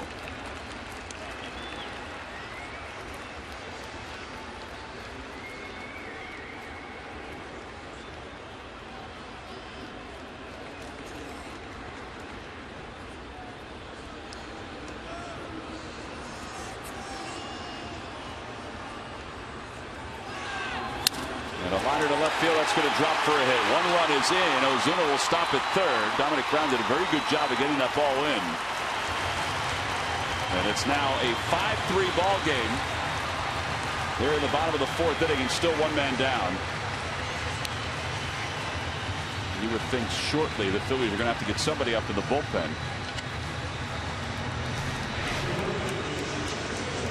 And here you see a sinker away, running away. Again, not establishing the ball in to any of these left-handed hitters doesn't really force them to have to look for the ball in the inner part of the plate or off the plate in. And again, he was behind in the count, 2-0 there. You've marked down a lot of the pitches. We haven't seen a lot of 2-seamers from Kyle tonight. Well, we've seen a few, but we just haven't seen anything. We haven't seen that 2-seamer off the body. Correct. From the to the left-handed hitters. Another lefty up here. The bases remain loaded. It's 5-3. Marlins on top. Derek Dietrich has a double and a triple so far. He's scored a couple runs. Pitch inside. That was a 2-seamer. And it's 1 ball and no strikes. And that 2-seamer off the body that he throws to the left-handed hitter has been a very, very effective pitch for him.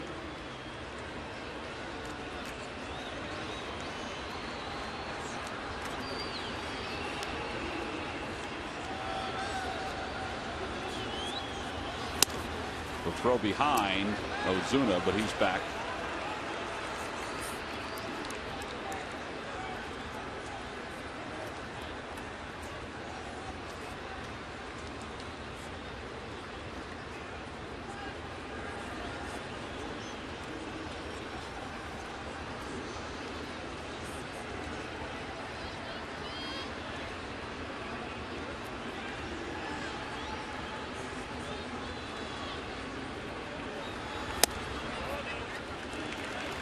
They both wanted that pitch. Mark Carlson says it was inside. There's that sinker that they're looking for to be a called strike.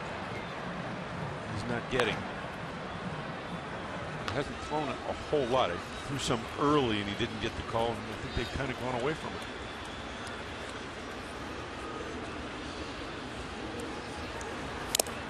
Change up, and it's 2-2. He did get a piece of it.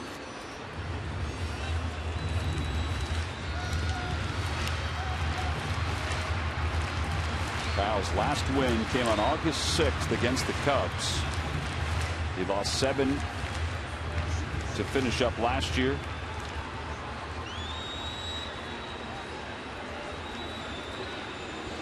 I should say he went winless in his last 7 to finish up last year. And winless to start the season here as he gets Dietrich on strikes, 2 outs. He got away with the ball there that was up, but it ran back over the plate. But I think the velocity beat Dietrich there. Yeah, that seemed to be his four-seamer. Was it? With the ball velocity? ran back though. It might, even if it was a four-seamer, he got underneath it and it ran back onto the plate. I don't know if it was intended to be in or up and away. All right, still a tough spot here with Giancarlo Stanton coming up. Bases loaded.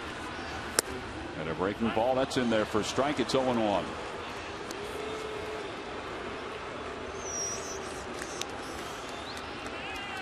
Stanton has walked. He's also driven in a run with an RBI.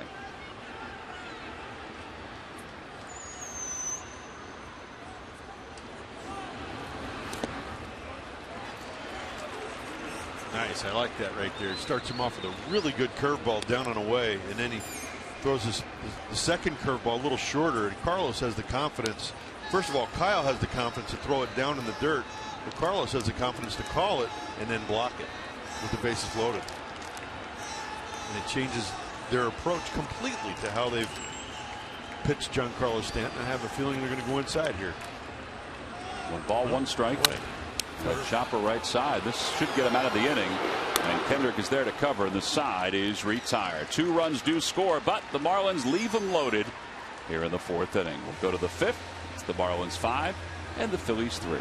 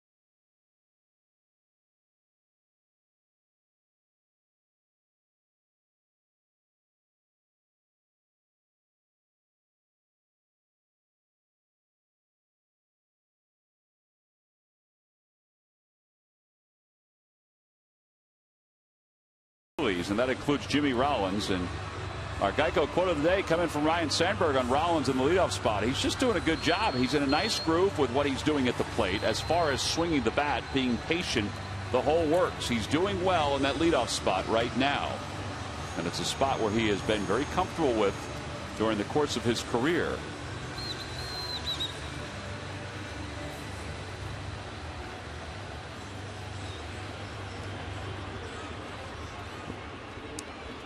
Rollins is 5 for 16 as the leadoff hitter, counting his double in tonight's ball game. And he takes upstairs, 1 ball and no strikes. Phillies down by 2.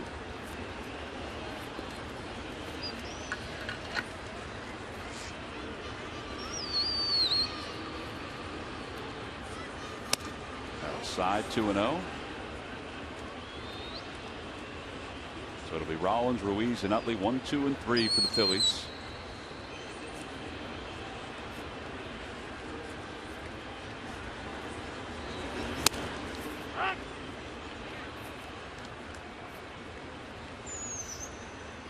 Third time around, we'll see what happens here.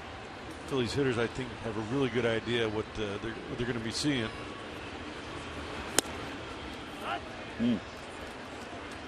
Rollins thought that was low, and it's 2 balls and 2 strikes. He'll take a walk around.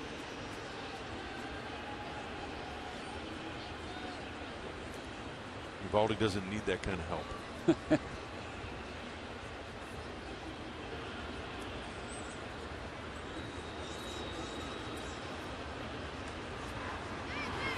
And a liner to right field. That's in for a base hit. Rollins' second of the night, and he moves into a tie for second place all time in base hits in Phillies history. He's tied with Whitey. And next up is Mike Schmidt. Well, he is closing fast on this record. He's really putting himself together a nice year so far. So there you see 2,217 hits for Jimmy Rollins. Congratulations to Jimmy.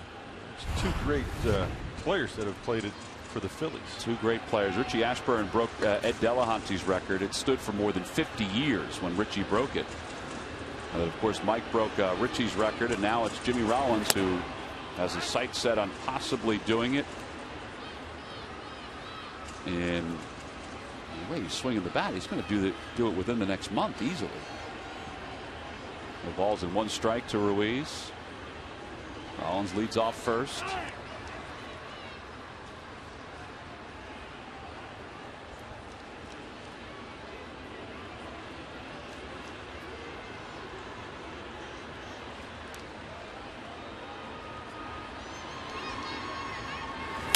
Carlos hits a fly ball to shallow right center field. Stanton's coming in.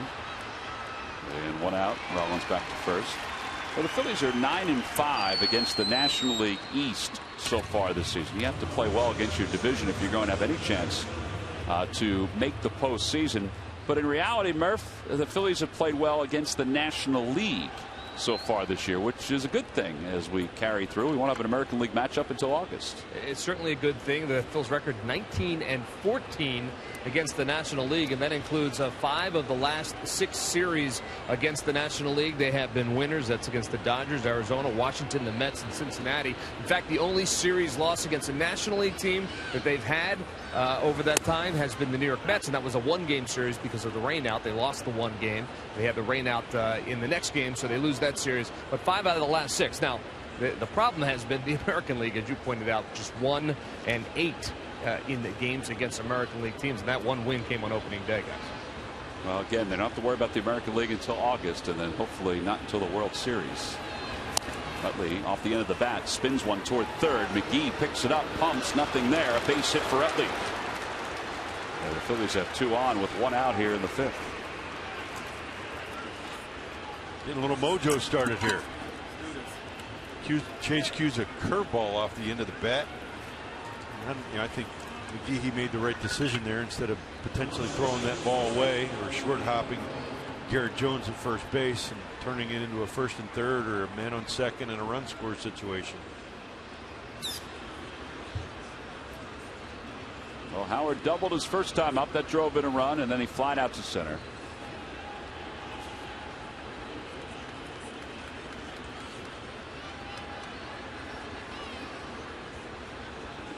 They've got the overshift on, but it's not the normal way. Shortstop still is on the left side of the diamond. And the second baseman, Dietrich, is over toward the hole on the right side. 1 ball, no strikes.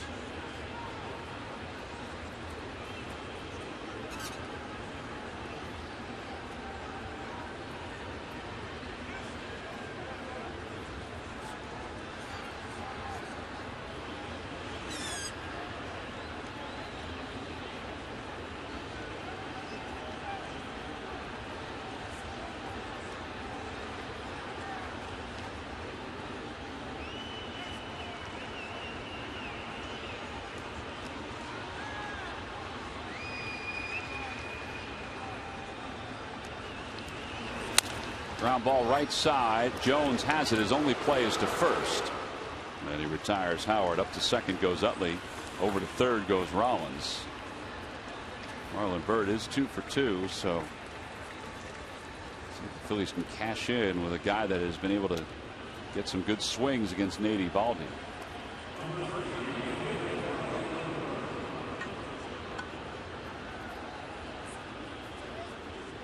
And another thing I think has allowed Marlon to be so successful, his pitch selection when he's at the plate. He doesn't really chase too many pitches out of the zone. He makes the pitcher work. He has the ability to see a lot of pitches. I think it makes him a tougher hitter to face.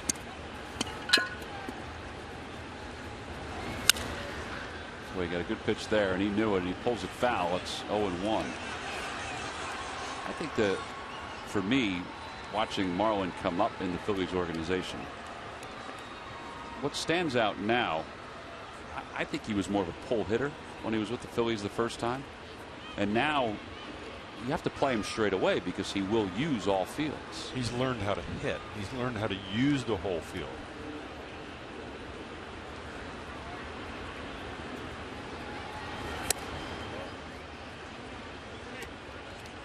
And I think you really have to respect his power as well.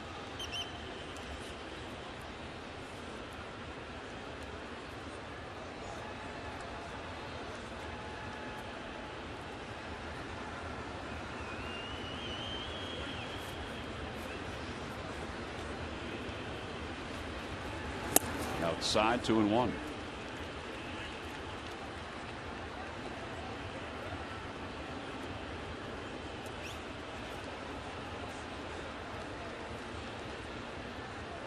'81 pitches for Eovaldi. Last time he faced the Phillies, he went 6 1/3.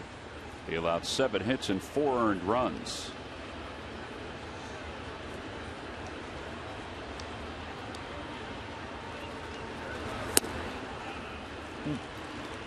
He didn't get that one. No. He had been getting those. And they've been questionable. You know, when you get them, they're pitchers' pitches, and when you're not getting them, they're hitters' pitches. Thought he got one with Rollins at the plate earlier this inning.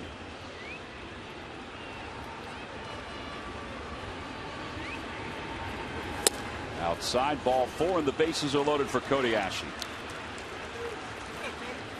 Marlon's been on base all 3 times. Ashe is 1 for 2. I think that was very smart pitching by Saltalamacchia and Eovaldi. I mean, you're not going to let Marlon beat you. Pitch around the plate, but be close to the plate. Marlon had the ability to lay off a lot of quality pitches that went his way. Now you're going to force a young player that doesn't have quite the experience to beat you. As she takes low, so he works himself ahead. 1 ball and no strikes. Rollins at third, Utley at second, taking a look around to see where the outfielders are set up. And Byrd over at first. The Phillies down by 2. Trying to answer the 2 runs the Marlins scored in the bottom of the 4th with some runs here.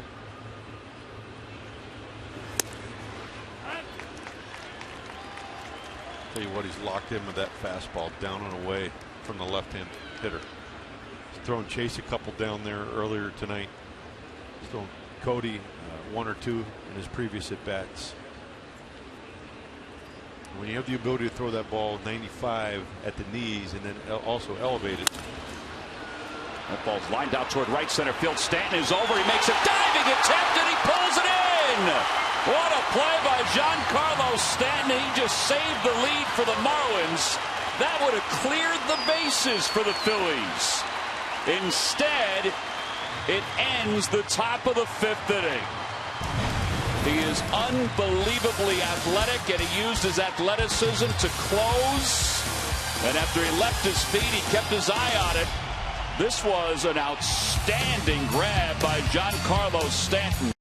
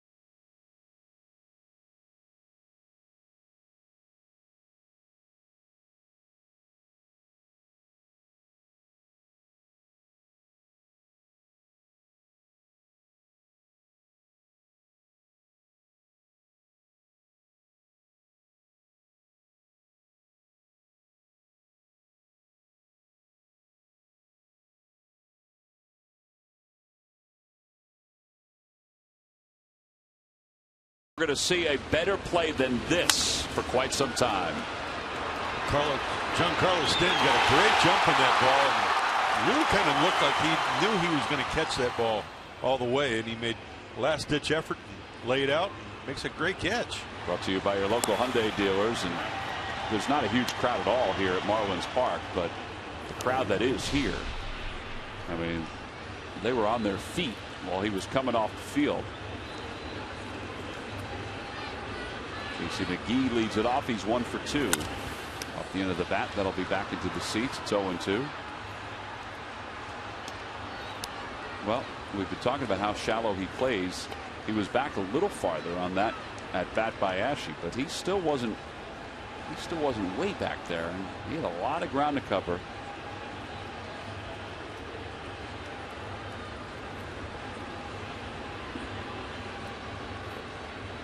That kind of ruins one of my keys to the game right there. Ball to the right side. It made you look like I knew what I was talking about. You knew what you were talking about, getting the bottom of the order involved in the offense. Let's have a chat with him tomorrow, and when you stand next to him, you'll look small as you did at Citizens Bank Park that one day. Yeah, maybe I'll try to get him before he comes out of the dugout, and I'll stand outside the dugout so I can kind of look down on him. We were watching BP, Marlins BP before. The pitchers were hitting, and John Mayberry came out and he said, did they finish? I said, the pitchers, yes. He goes, the Marlins aren't done, right? I said, no. I said, why? He goes, I want to watch Stanton take BP. He said it's one of the greatest shows you'll ever see. Yeah, there's a different sound off of his bat when the ball hits his bat.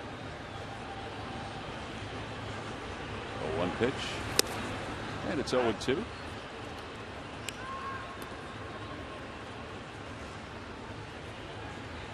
Garrett Jones doubled his last time up and scored a run. He also had an RBI back in the first.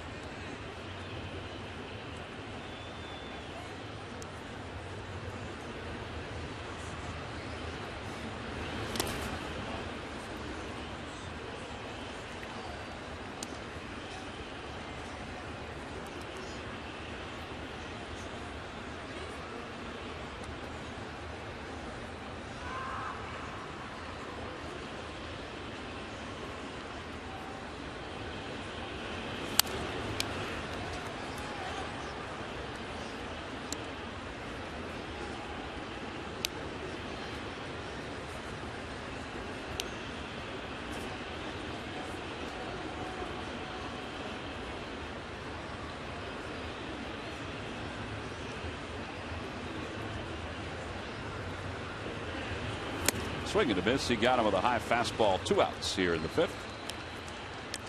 And now a page from the official playbook of good citizenship, brought to you by Citizens Bank. Citizens Bank's Champions in Action is a unique program that rewards small organizations that create big changes in the community. To learn about Champions in Action and how to get involved, visit citizensbank.com/community. Good banking is simple, clear, and personal, and that's helping you bank better. Citizens Bank, good banking is good citizenship. Well, now with 2 away, Jared Saltalamacchia, who's 0 for 2, is the batter. Throws him a changeup.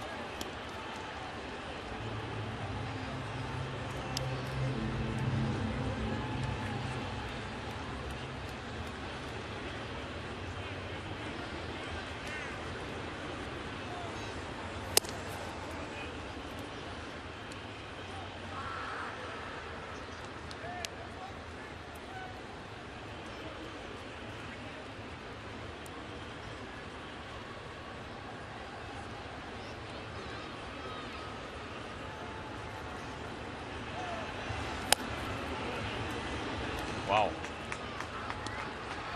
That was a pretty darn good pitch right there. Looked like a very good pitch.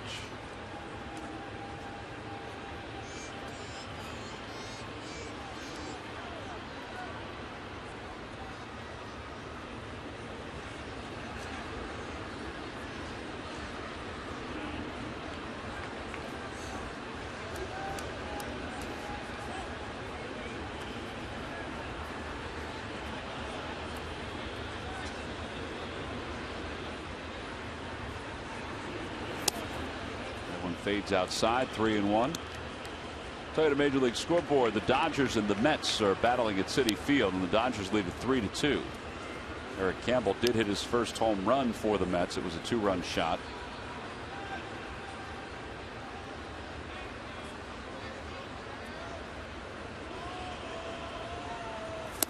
Dodgers have suspended Miguel Olivo, who was on their AAA team, indefinitely while they investigate the argument and eventual fight that occurred between he and his teammate Guerrero the other day, where allegedly Miguel Olivo bit a piece of Guerrero's ear off. Fly ball, shallow center. Tony Gwynn got a good start, and they'll put it away. It's a 1-2-3 inning for Kendrick. It's the second one of the night for him. We'll go to the 6th inning here at Marlins Park, with the Marlins holding on to a 2-run lead.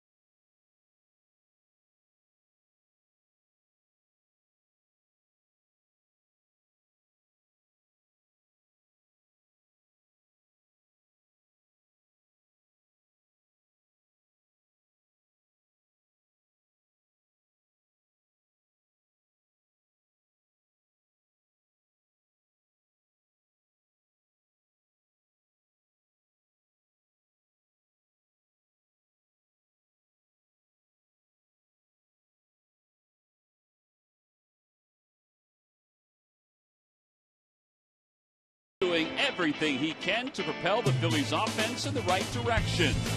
Chase was blazing during the first month of the season to the tune of a .345 batting average.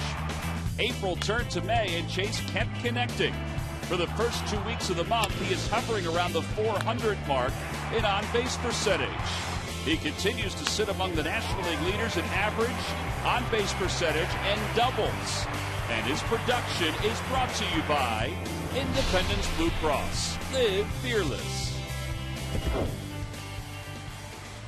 Well, there's a big old party that's taking place in the Clevelander, which is the restaurant out in left field next to the Phillies bullpen. Baseball has evolved over the years, Jamie. A lot of things that have been really good, a lot of things that have been when you look at them. I don't know if you really, well, it looks like it's an enjoyable place. This place is packed right now out in left field. Who would have thought 20 years ago that there would be a Clevelander restaurant at a baseball field? Dominic Brown will lead it off here in the 6th, and he takes outside. It's 1 ball and no strikes. There it is. That is the front part of the Clevelander. It sets back. This is a beautiful new ballpark. It is a shame that they're not drawing.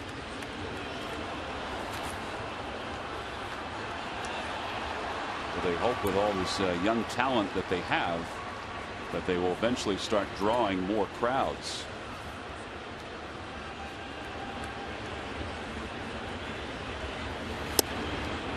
Inside, 2-1. I still think they have to figure out a better system as to when they're going to have the roof open and closed, particularly at this time of the year. Yeah, the weather here has been beautiful since we've been here in Miami. But for some reason, they've decided to close the roof tonight. They said there are some wind issues again tonight, but it was nowhere near as windy today as it was yesterday.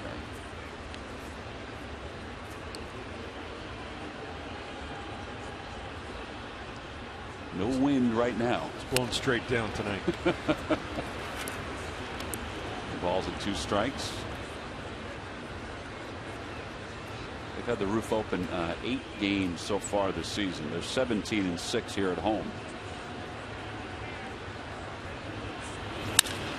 right back to the box. That was flagged down by Eovaldi.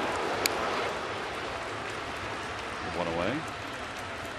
Fans, follow every Phillies game with MLB.com at bat on your favorite mobile phone or tablet. Get live look-ins, instant replays, scores, stats, audio, free MLB.tv game of the day, and much more. Download on the App Store. Visit Phillies.com today.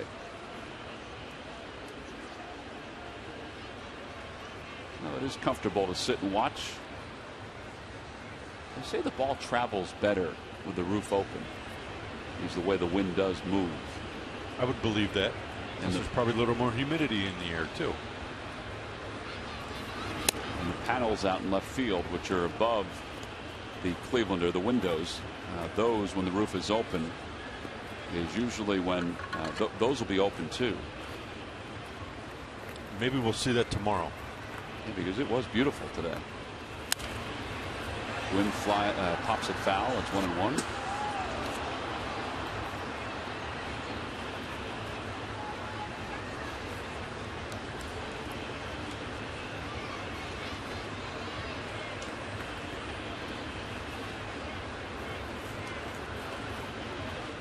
One ball, one strike to Gwynn, who is 2 for 2. And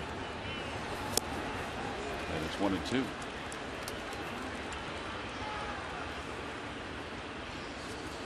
Eovaldi started to mix his speeds with his fastball. He's actually dropped into the upper 80s with a couple of fastballs.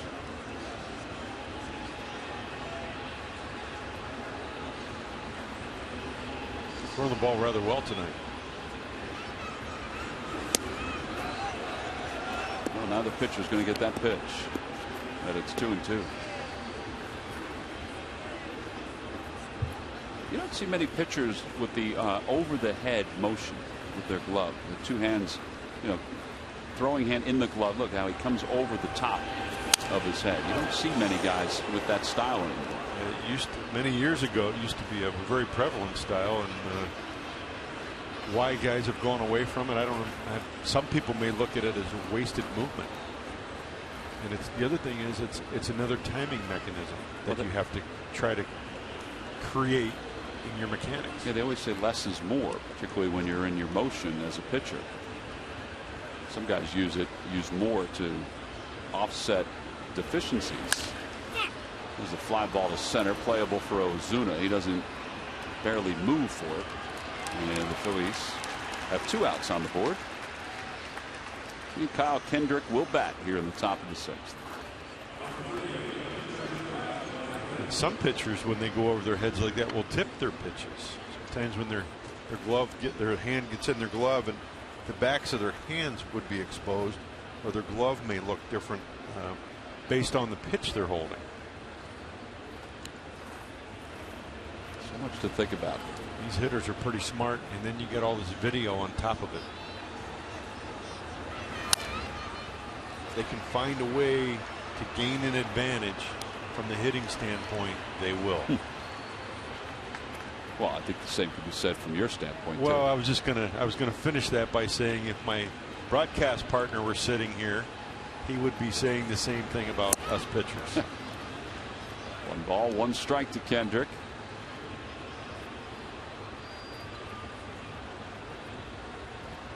Kendrick is headed to 2 double plays, 1 right back to Eovaldi. I think the last time that's been done was 2007. Where a pitcher 2 double plays. Yes. Who was it? I'll have to research that between innings.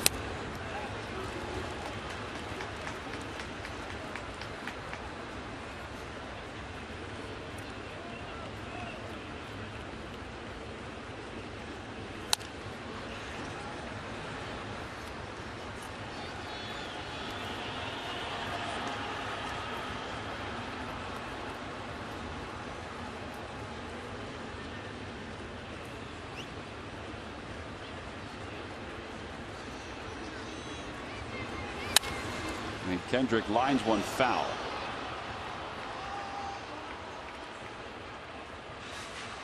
As we promised you earlier in the game, we have the AT&T fan photo of the game. This photo coming from Ken Kren. Tweet your photo to #PhillyFanPhoto for a chance to be shown in an upcoming game. And there's Kenny enjoying a cheesesteak and a hoagie from Campos with a buddy. It's brought to you by AT&T. And Kendrick floats one over the second base bag for a base hit. A 2-out single here in the 6th.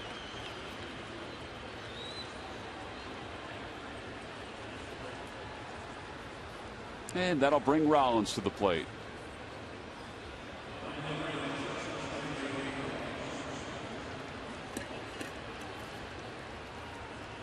Chuck Hernandez to the phone to try to see if the bullpen is ready to go. Carter Capps is the right-hander warming up. How about a flair for the dramatics here? How about Rollins moving into sole possession of second place all time with a home run? I'd take that. Tied with Richie Ashburn for second all time in hits.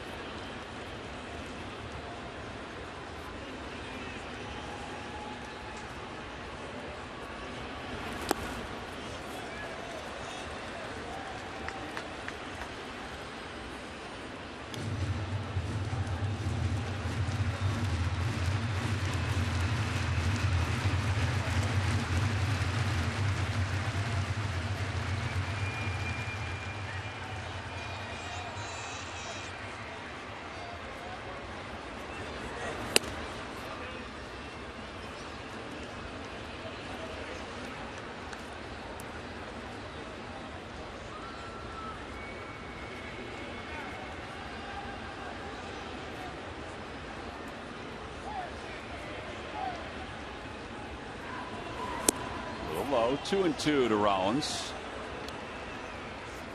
Rollins' average is up to 276 with his 2 hits tonight.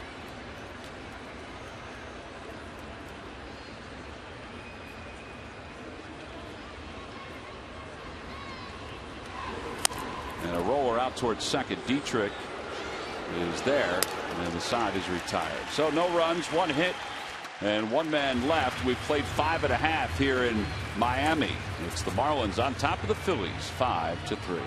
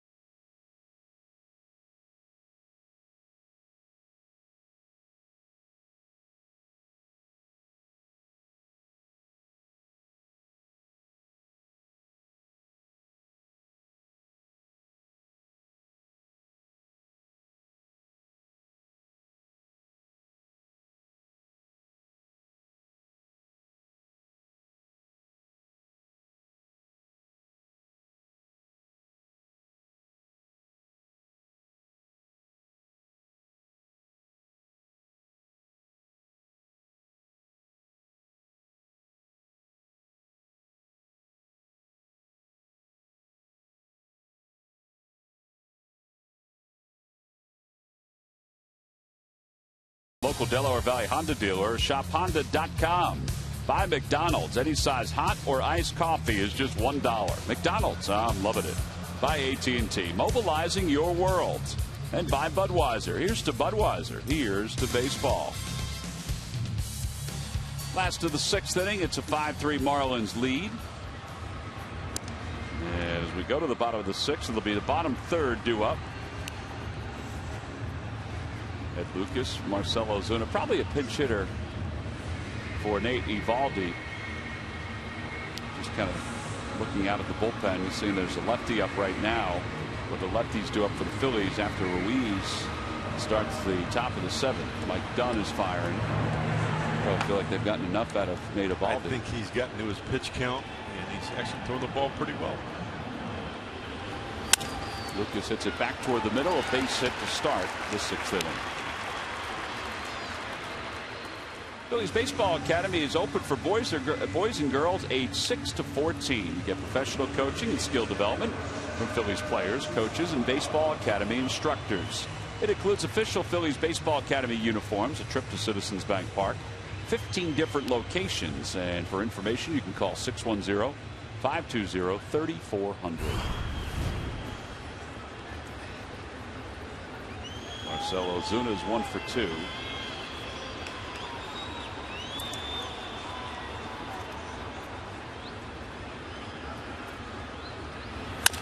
This could be 2. Rollins backs up on it quickly to second for 1. Utley over to first, not in time. Boy, they did everything they could as fast as they could. But Ozuna, give him credit, he was moving up the first base line. He runs pretty well, got out of the box pretty quick. Jimmy got that ball, got rid of it rather quickly. Chase made the turn and just beat it out.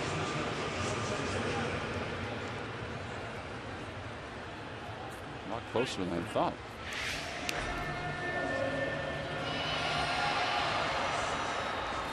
So with 1 out, Reed Johnson will pinch hit. Watch it again. Just got there ahead of the ball. Or a tie. We all know the tie goes to the runner. Reed Johnson did pinch hit in last night's ball game.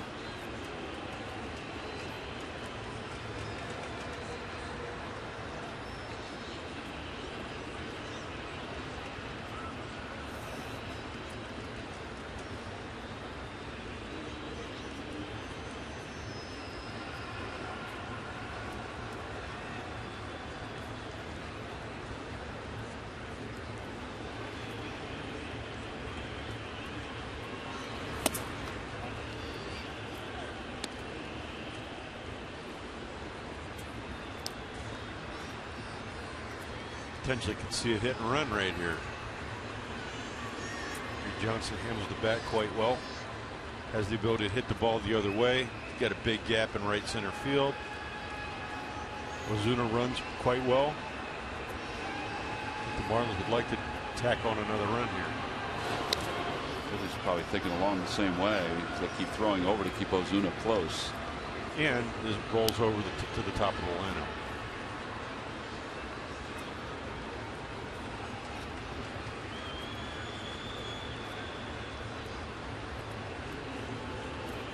Something the Phillies starting pitchers, I think, or pitching staff hasn't done as well as of late, is hold runners close to give Chooch a chance to throw people out. Yeah, here in the month of May, the opposition has stolen 13 bases. They've been caught just twice. And for Carlos, he's had 9 guys steal on him, and 7 have been successful here in the month of May.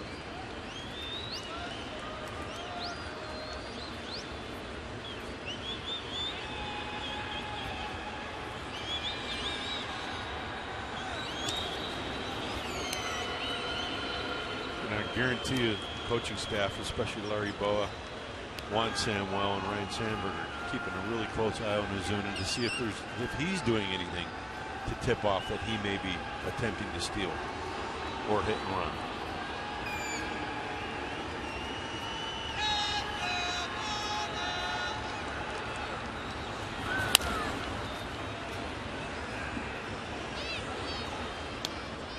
Reminder that tonight the game is also available in Spanish. Just use the SAP button on your television or change the language through the menu on your cable box.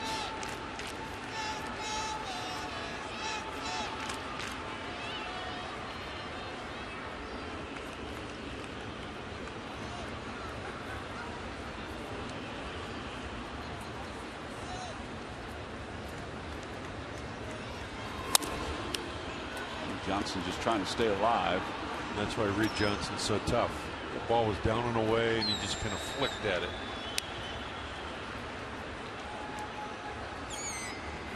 was surprised that he signed with the Marlins. Not that at the beginning of every year, not that every team doesn't think that they have a chance to win the division or get to the postseason. But I thought he would sign with a team, like he was with the Braves the last couple of years. I thought he would sign with a team that had, a legitimate chance to make it to the postseason, because he could help, particularly a National League team. He could help. Well, there's also an opportunity too where they could possibly trade him to a situation where he could help. 2 balls and 2 strikes to Johnson. And he lines one down the left field line, and it will hook foul. Kind of tell how he's taking those, or attempting at those cutters down and away, but he's looking for the ball in. I don't know. I have a feeling he may come off of that right here and try to protect with 2 strikes and use a bigger part of the diamond. Kyle about to throw his 99th pitch of the night.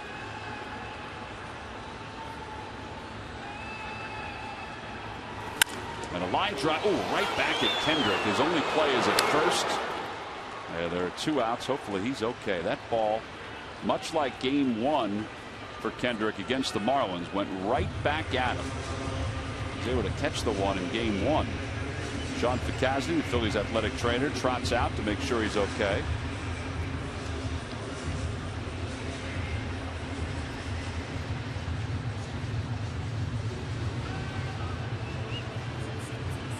Without seeing the replay, it seemed like that ball went right back and hit him in the gut. I don't know if it hit him in the stomach or hit him in the arm. Might have hit him in the arm, yeah.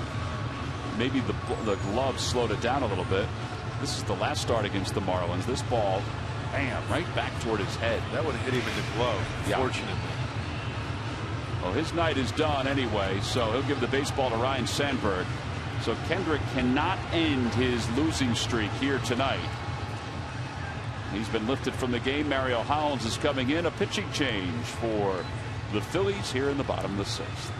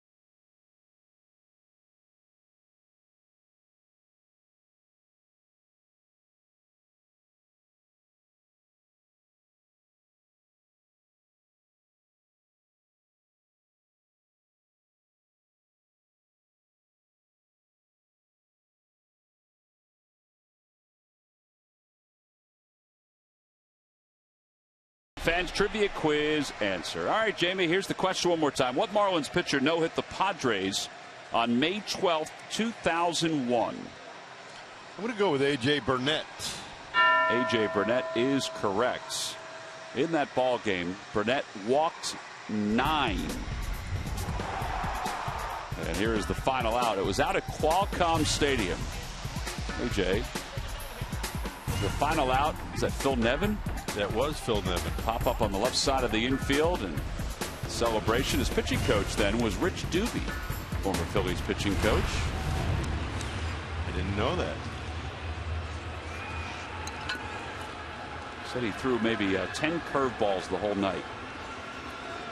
All fastballs, working up, working down. So Mario Hollins is the new pitcher for the Phils with 2 outs here in the bottom of the 6th. The runner at second. Christian Yelich is the batter. Hollins with his 17th ball game. 11 strikeouts and 15 innings of work.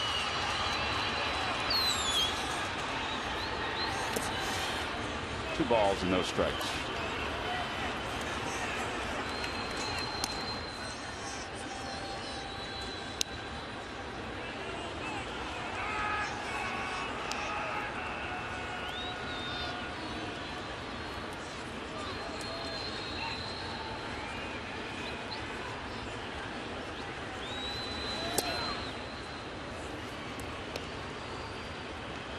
Hollins is on to face Yelich, who's a left-handed batter, and the guy on deck, Derek Dietrich, who's also a left-handed batter. Here's a situation where Mario needs to come in and try to keep this game at bay by doing that right there, throwing strikes.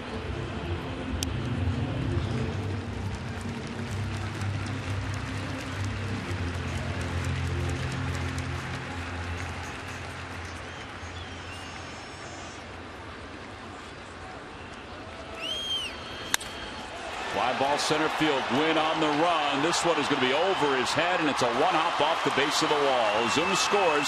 Yelich on his way to third. He can run, and he's there easily with a stand-up RBI triple, and it's now a 6-3 Marlins lead.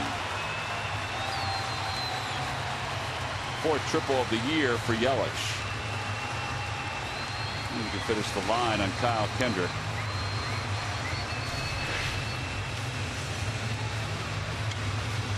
Fastball out over the plate, behind in the count. He's got to get back into the count. Chooses a fastball, and Yelich hits the ball the biggest, deepest part of the ballpark.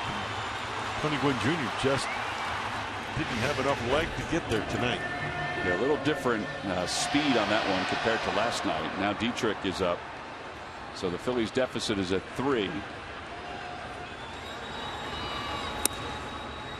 Dietrich takes a strike. It's 0-1.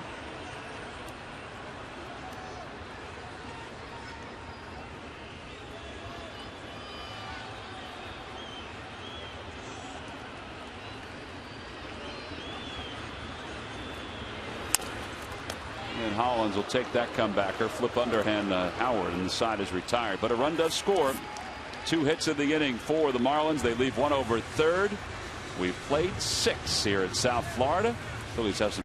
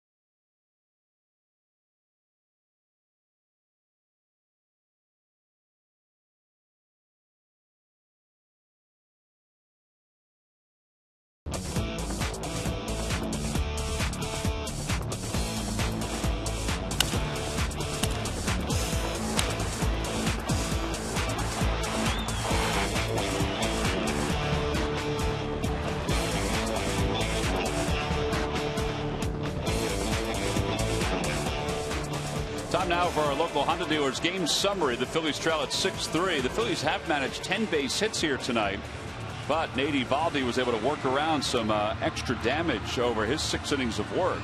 Thanks to his defense, you saw a couple of the plays, the sliding play by Marcelo Zuna and the diving play by Giancarlo Stanton, which at this point is the turning point of this game. The Phillies trail it by 3. That would have given them 6 runs because it would have cleared the bases on a ball hit by Cody Ashley.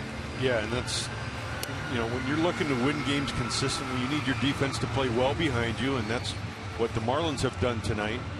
And base running mistakes and things like that occur during the course of the game can really have an adverse effect on the club, and I think those are some things that the Phillies have not been able to take advantage or have created for themselves tonight. Yeah, the Phillies have made some mistakes here tonight. Carlos Ruiz will lead it off against Mike Dunn. Dunn on in relief of Nate Eovaldi, went 6 innings and allowed 10 hits and 3 runs. 1 of those runs earned. Mike Dunn has thrown 8 2/3 scoreless so far for the Marlins.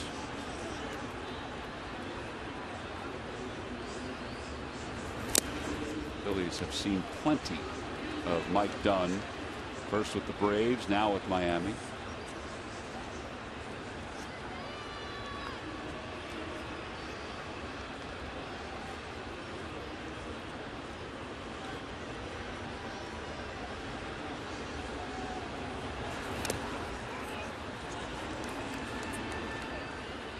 Mike Dunn's got a very good fastball, low to mid 90s, 93 to 96. Got a slider that you just saw right there, 85 to 89, and a curveball, 74 to 78. So he's going to compete. He's got that out pitch, that slider curveball to face the left-handed hitter with the plus fastball.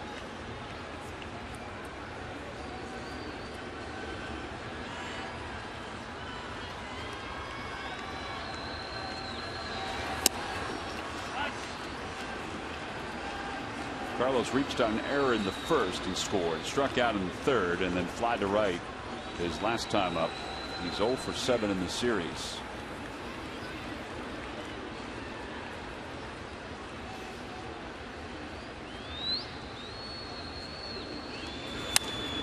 Pretty good chance he'll have tomorrow off with a day game after a night game. It's an early day game, 12:40 first pitch.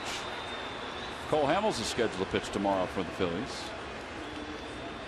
See if he can build off of that previous outing. I'm really impressed with the way he threw the ball in his last outing in Cincinnati. Won his 100th game of his major league career. Last night, A.J. Burnett won his 150th game.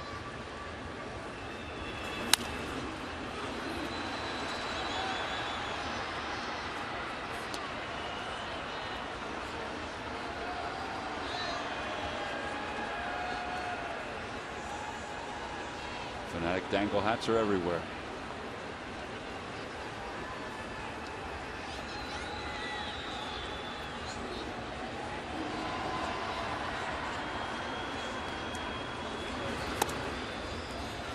That ball got a piece of Carlos Ruiz, and he's aboard. Hit by a pitch as we begin the 7th. What Philly Sports Talk topic are you fired up about? Well, tweet at PST on CSN. And Michael Barkan could discuss your tweet on Philly Sports Talk, presented by Comcast Business. Weeknights at 5 on Comcast Sportsnet. Well, Jamie Moyer and Greg Murphy. I'm Tom McCarthy live from Marlins Park here in South Florida. It's game 2 of this 3-game series. Phillies trail at 6-3. They won last night's ball game.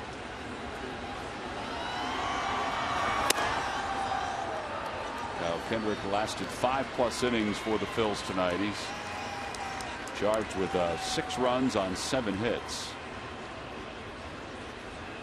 Again, the dreaded first inning came back to haunt Kyle, and unfortunately, that's been his nemesis so far this season.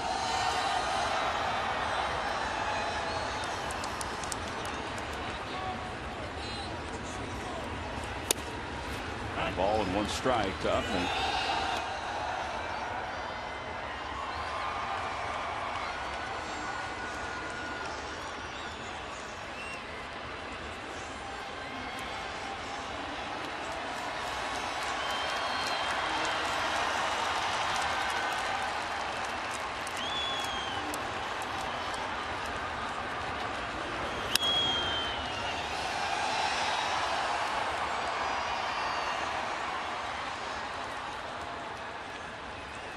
Utley has popped to short. He's grounded to second, and he's reached on an infield hit to third.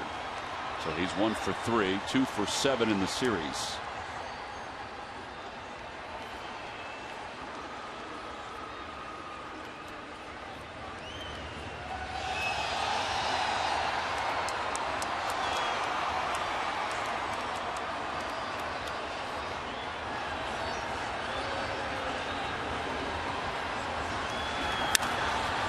Toward left center field. Yelich on the run. He'll float under it, and he makes the catch.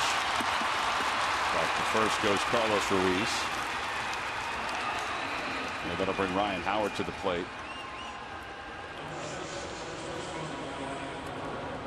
It's funny to think about, that ball, let's say even at Citizens Bank Park, that ball's probably gone at Citizens Bank Park.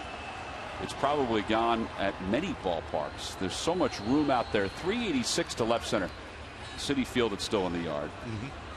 Atlanta. Cincinnati might be off the wall. Cincinnati will be off the wall.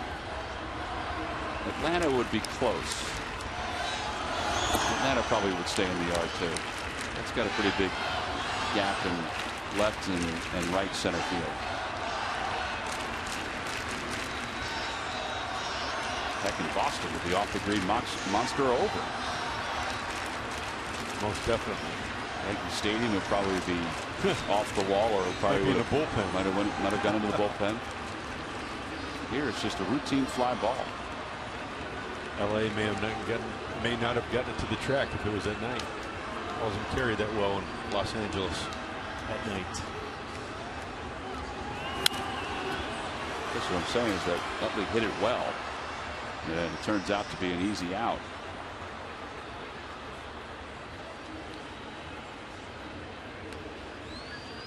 One and one, and Ryan Howard. Howard has an RBI double in tonight's game. He's flied out and grounded out.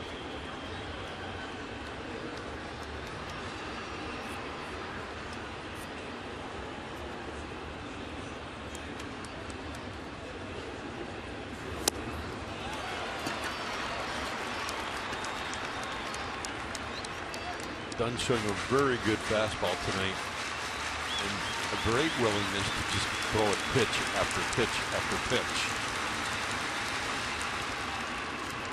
And this is how you have to be as a relief pitcher. You have to show some creativity with your pitches and how you're going to attack each and every hitter.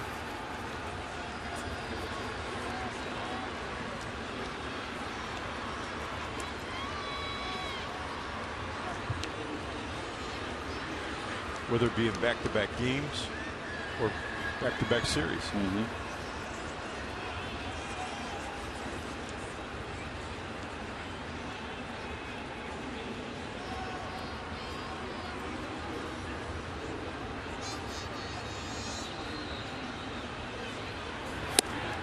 Howard has struck out 2 away.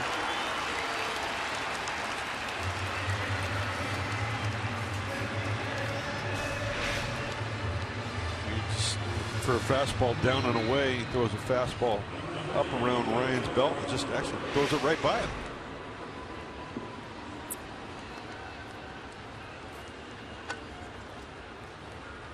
Marlon Byrd has been on base 3 times tonight. He has singled twice, scored a run. He walked his last time up. 6-3 Phillies trail it here in the top of the 7th.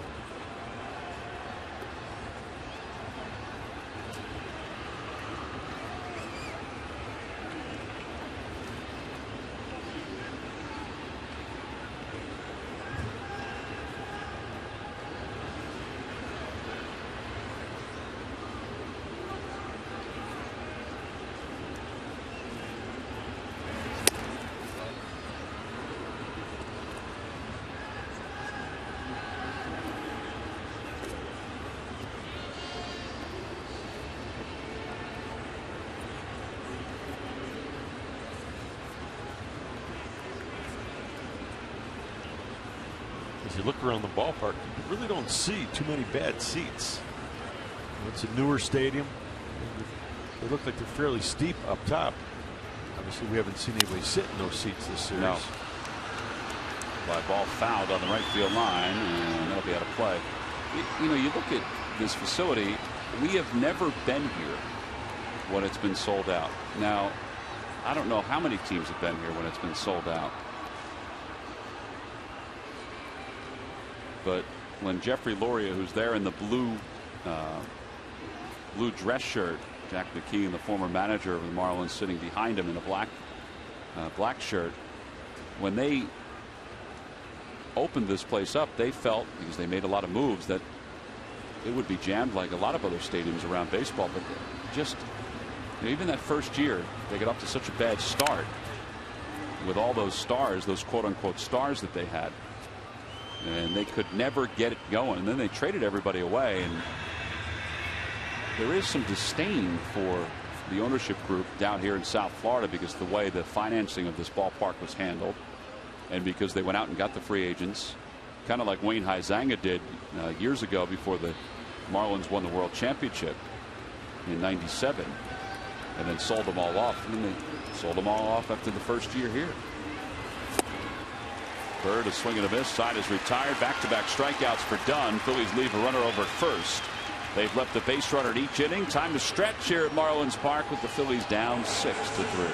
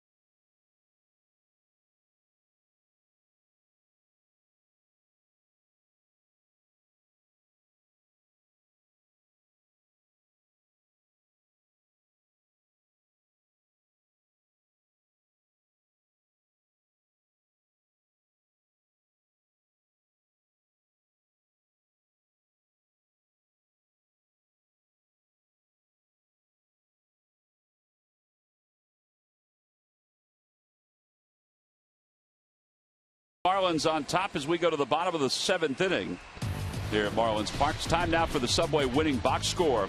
And we take a look at the Miami Marlins. Christian Yelich has a couple hits, including an RBI triple. Derek Dietrich has 2 hits, a double and a triple. You can't see it here. Giancarlo Stanton has an RBI and a run scored, but it was his catch that really is the difference in this ball game, and it's why the Marlins are winning as we go to the bottom of the 7th. And he'll lead it off. He's 0 for 2. With a walk and a run scored.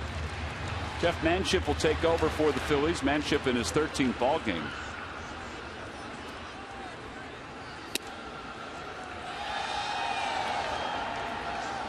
When Ryan Sandberg was talking about a possible starter on Saturday at Citizens Bank Park, somebody asked him about the bullpen, guy like Manship, and basically said no, that it would not be somebody from the bullpen. At least that's the way he made it seem. They will decide tomorrow who the starter will be on Saturday.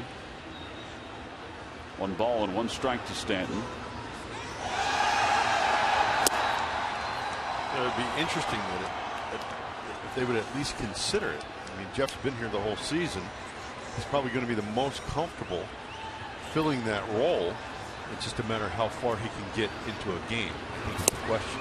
Yeah, and he hasn't worked a whole lot even as the long man. So whether he's stretched out to the point where he can throw 2 or 3 innings, that would be a big question, wouldn't it? You know, a lot of times long men get some extended time. Falls up into the bat. Tony Gwynn puts it away. 1 out. Yeah, you would think though, with how little he's pitched, how consistent it's been, inconsistent it's been, that he would probably be getting, picking his spots, a day that Cliff pitches, that there's a good chance he's not going to be the long man that day, or the only way he would pitch would be to get into an extra inning game. So that's potentially one way to get some work in, but you can't go at it like you would if you were a starting pitcher between starts. Casey McGee is 1 for 3 and takes a little high. 1 ball, no strikes.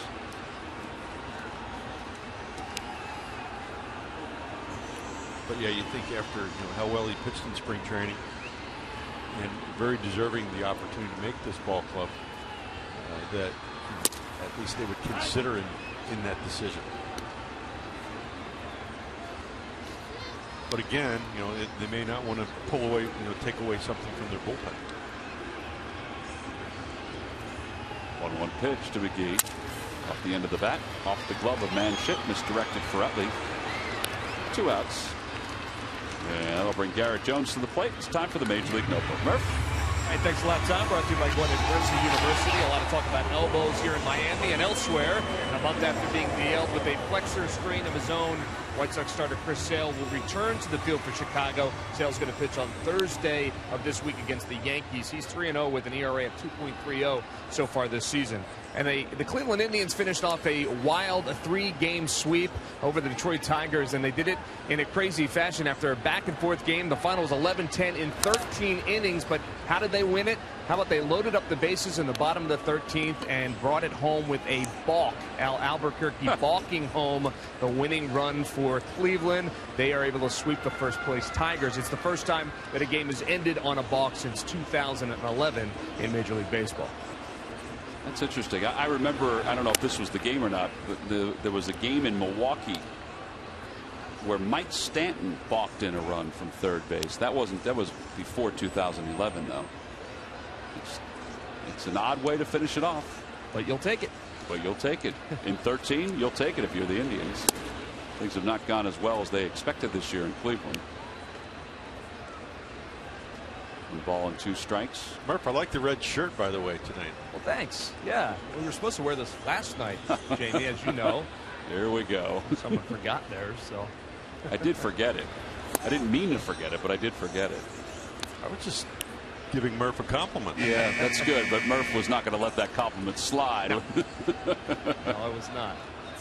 I would like to thank the overnight delivery service for getting the shirt here in time. Otherwise, I'm not sure what I would have worn. 3 balls and 2 strikes to Garrett Jones. Rumor around the hotel was we're going to wear muscle shirts. That would have gone over really well. With whose muscles? I don't know. Ground ball foul. Hey guys, just a thought on what you were just talking about possibilities of starters for Saturday. Ryan Sandberg talked a little bit about the bullpen and using those guys in the bullpen, and Jamie, you just kind of alluded to it. They have 21 games in 21 days, and they're afraid of pulling somebody out of that bullpen because they're going to need those guys as well. So it looks to be like the most likely scenario is a guy coming up from AAA to start that game on Saturday. Well, and it makes sense too, because you'll either have somebody from the bullpen start Saturday and then eventually have to bring somebody up from the minor leagues. So you might as well just bring somebody up from the minor leagues that's used to starting. There's a lot of different ways to look at it. It's really what you're most comfortable with. Right. 3-2 pitch to Jones. And a liner down the right field line. That's in for a base hit. Bird's going to try to cut it off, and he does. Jones will hold up at first. And a 2-out single. He has 2 more hits tonight.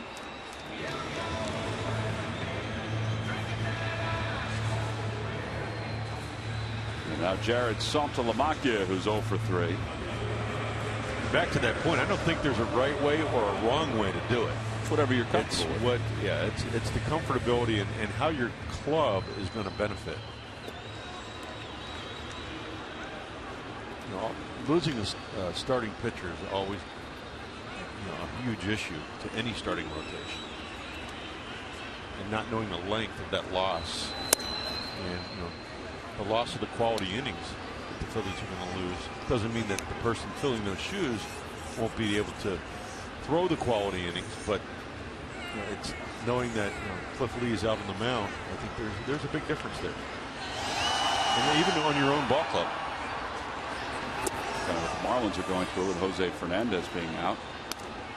He's their ace, whereas Cliff Lee is considered the ace of the Phillies staff. I remember early in my career, I played with the Texas Rangers, and Nolan Ryan was a teammate. Well, when our teammates came to the ballpark, they knew they had a good chance of winning that day. They had a little extra bounce in their step. I feel that the same way with Cliff. Roy, the same way when Roy was here. You just sense that there's a little more urgency. And the opposing team knows it too. And I know when Nolan Ryan pitched, there was several guys that knew they were getting a day off. Or wanted one. 3 balls and no strikes to Salto Milwaukee with a runner at first. And that's over on the outside corner.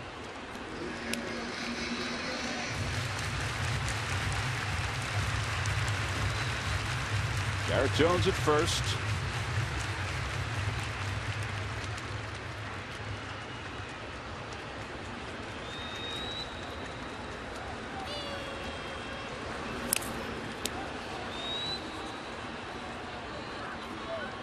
Top of the 8th inning for the Phillies. It'll be Ashley Brown and Tony Gwynn, 6, 7, and 8. Oh, and this isn't an easy role for Manship to fill either. He's had a week off. He's got to come in and pick up some innings here and hopefully keep the game where it is. Again, trying to stay sharp. It's not an easy thing to do, but somebody has to do it. Somebody has to fill that role on the team. There's ball 4. And that'll bring Ed Lucas to the plate. On Sunday, June 1st, when the Phillies take on the New York Mets, it's a 1:35 first pitch, and all fans 14 and under will receive the Cliff Lee action figurine. It's brought to you by Total. For more ticket information, to take a look at a picture of that giveaway, you can go to Phillies.com anytime. There it is right there.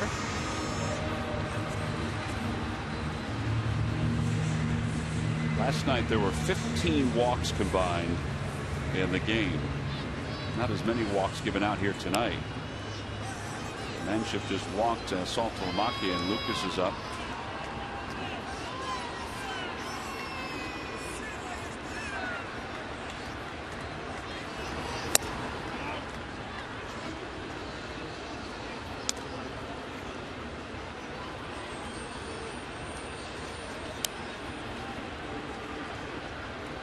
Impressed with Lucas's at-bats today. Really saw a lot of pitches in his second at bat. That first pitch hit, his first and third at bat. Here he gets another hit. We're going to hold Garrett Jones at third. That ball glances off the glove of Ryan Howard. For a guy that's been a journeyman in the minor leagues, he looks like he really knows how to play the game. Hitting behind runners, hit the ball up the middle. Right there on that throw in, that ball got away from Ryan Howard. He took his turn. He started to stop.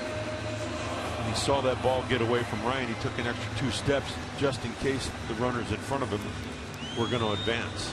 Well, it was a remarkable run for Lucas. He was selected in the 8th round in 2004 by the Kansas City Royals out of Dartmouth.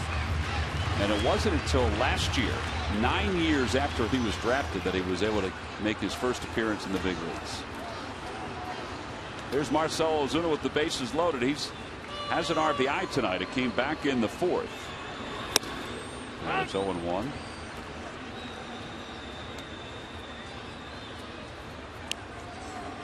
You like those stories. The stories of perseverance. Guys that had to do it the hard way and went to a great college, probably has his degree by now. I would assume that. But he's worked hard at his craft. Probably has been told that he couldn't do things earlier in his career, and he just stuck with it. He found a home here. Last year he wound up hitting .256 for the Marlins after his call-up. Lifetime .279 hitter in the minor leagues. When you look at a guy like Eric Bruntley when he came to the Phillies, how invaluable he was at times when he filled in, when Jimmy was hurt, when he hurt his ankle. Eric Bruntley scored a big run for us in the World Series.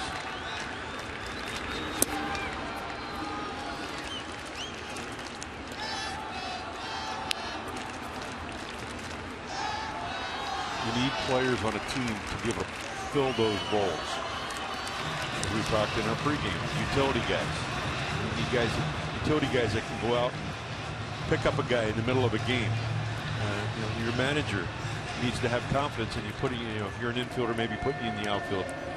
During BP, you're working on fly balls, you're working on your ground balls. You have the ability to do a lot of different things. It brings value to a ball club. I just wonder how hard it must be not to give up after that long in the minors. That ball is smoked deep to left field. Forget about it. A grand slam from Marcell Ozuna. And this ball game has been busted wide open by the Marlins here in the bottom of the 7th inning. It's 10-3 Miami.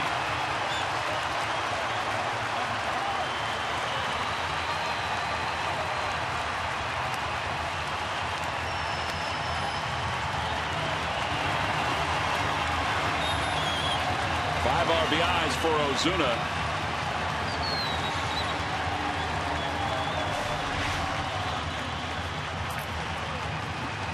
Slider that just hung in the middle of the plate. He caught that ball out in front and enough to drive it out of the ballpark over top the Phillies bullpen. 7 home runs, 27 runs batted in for Ozuna. And here's Reed Johnson, or excuse me, here's Jeff Baker. And Baker swings at the first pitch and fouls it. Oof. He stayed back. Didn't get too far out in front. Let the ball come to him. Ended up being a slider in the middle of the plate.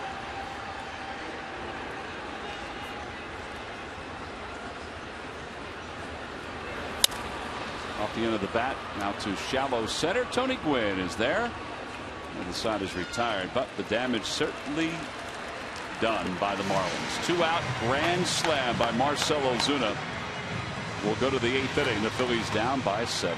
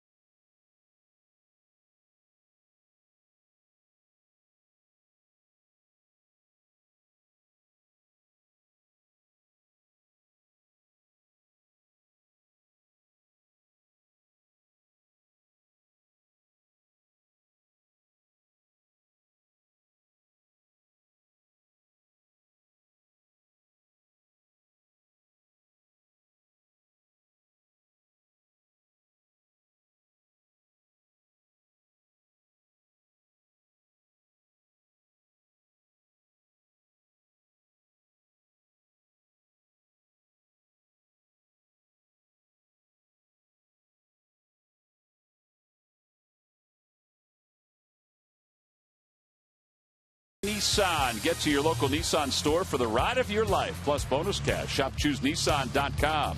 By Xfinity, your home for the most live sports. And by Chevrolet. Visit your local dealer at ChevyDealer.com. Well, the Phillies jumped out to a 2-0 lead in the top of the first. All seemed okay. But now as we fast forward to the bottom of the 7th, that guy right there hit a grand slam to make it a 10-3 Marlins lead. So to the top of the 8th we go.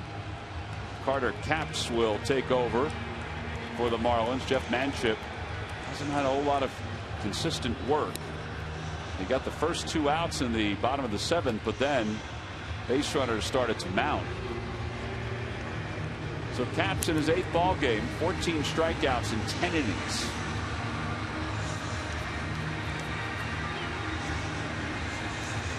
Pretty good individual numbers right there. Well, he's got some pretty good stuff too. That will match his numbers. He's got again, here's another guy, mid to upper 90s fastball, 94 to 98, slider 83 to 87, curveball 78 to 81, and a changeup 85 to 88. We're seeing a pretty big arm here. Well, last year he pitched in 53 games for the Marlins. His ERA was for the Mariners. His ERA was 5.49. The Marlins acquired him this offseason from Seattle for Logan Morrison. He delivers a strike to Cody Ashley. So Mike Dunn pitches a scoreless 7th inning.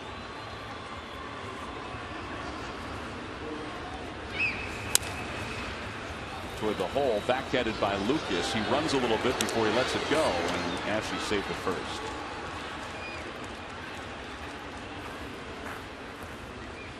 Here's to Budweiser, and here's to baseball.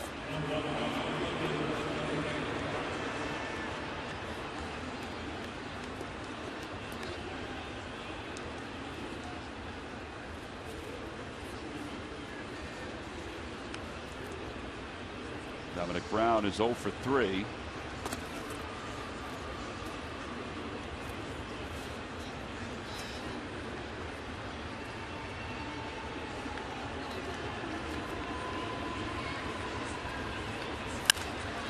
Dominic's average is now at 212 after he's 0 for 3 tonight.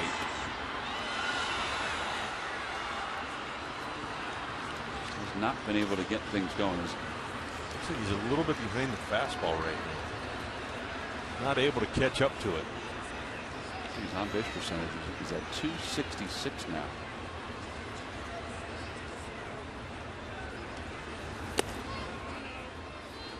Ball's in the dirt, 1 ball and 1 strike.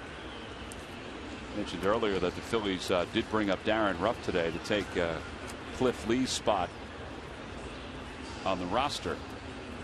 And Darren, he was all over the place today during batting practice. He was taking fly balls from Juan Samuel and left. Then he was taking fly balls from hitters in BP and left. Then he came over and took ground balls at first base. And then he fielded some ground balls for a moment during BP, and then he took BP. I guess that's going to be the life of Darren Ruff at this point. And as Ryan Sandberg said, he's going to be used as a bat off the bench while he's here. That one's out towards center. That's pretty well hit. Ozuna back to the track, to the wall. It is off the top of the wall and gone. A 2-run home run for Dominic Brown, and it's now a 10-5 ball game. That ball didn't know what it wanted to do. Home run number 3 for Brown. RBIs 21 and 22. And Sean Boston of Philadelphia, you've just won $100 thanks to Dominic Brown in the McDonald's home run jackpot. That was a really good swing, and I think he really committed to the fastball right there. And I think once you commit to a pitch, you see that's a ball out over the plate, upper 90s, and he hit it right where he's supposed to. Left center field. Didn't try to pull it. Didn't try to do too much with it. Well, that was a very good swing right there by Dominic.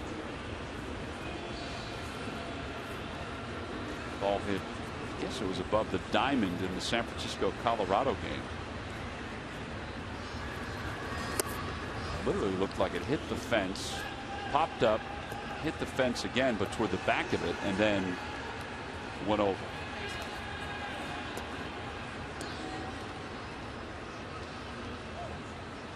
Keep hoping that one of these swings that Dominic has, or 2 of these swings, is really going to get him going, like to have the same kind of stretch that he had last year in the month of May. Well, there was some aggression with that swing. I've seen some swings where it's almost like he's trying to feel for it instead of just swing the bat like he's capable of.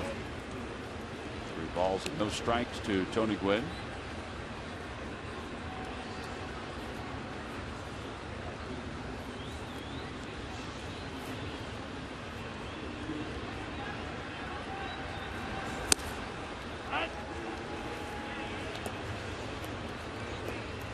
Ben Revere's come out of the on-deck circle to pinch hit for the Phillies.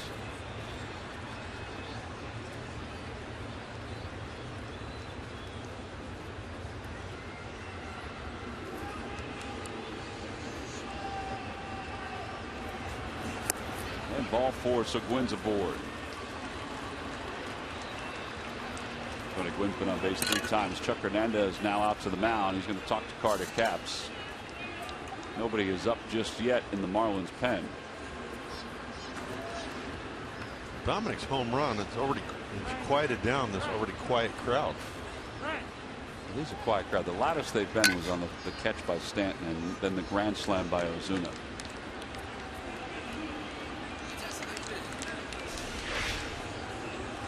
Jamie, this is before the home run by Dominic Brown. Cody Ashe on the infield hit. You know, he was battling that sore leg earlier this year. Landed kind of awkwardly. He's trying to grab the back of his hand. He needed a couple of days the last time that happened. He's moving around all right now. He's young, he's tough, he'll get over it. Ben Revere is the batter. And Revere takes a strike. It's 0-1. Then he's trying to work his way back into the lineup in some way.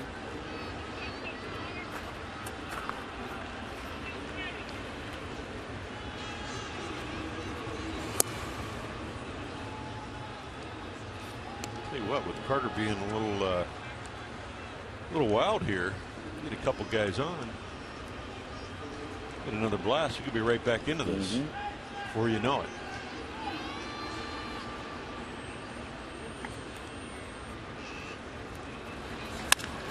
Fly ball to center field, and then Ozuna will go back on it. And he makes the catch. Back to first goes Tony Gwynn. Revere is retired, and now to the top of the order, it's going to be Cesar Hernandez, who is going to pinch hit for Jimmy Rollins. Right.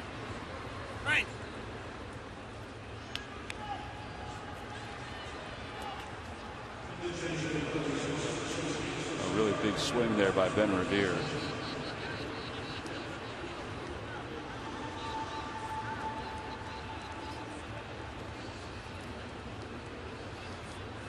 Hernandez hitting .222.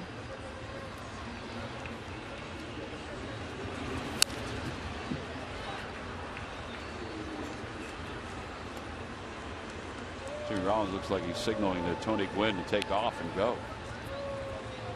Wonder if Rollins will now play tomorrow since he's getting this last at bat off.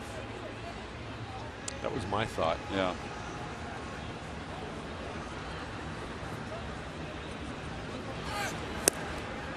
And there goes Gwynn, and he'll swipe second base.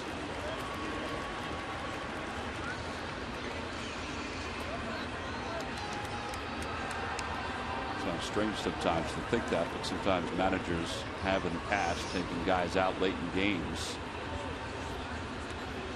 Well, and as Murph alluded, in Cliff's situation, you got 21 games straight here. You're going to have to give some guys a blow here every now and then. It's just a matter of picking when that right spot is.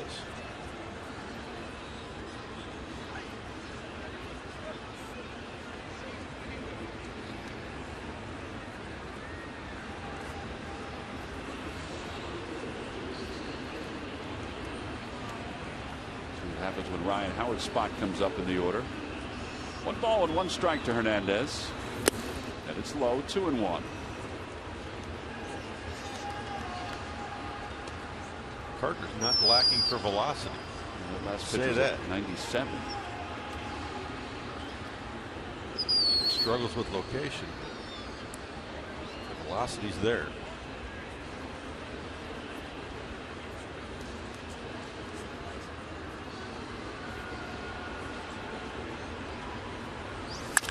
To the right side. And Dietrich will throw out Hernandez. Over to third goes Gwynn. There are 2 outs, and Carlos Ruiz is coming up.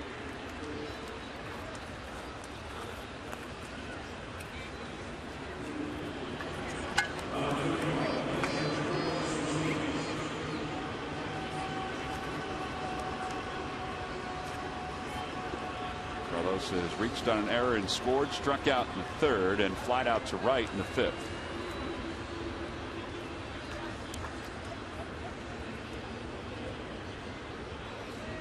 There's a lot of people milling around the bat rack right now. Ruff, Brignac, Howard.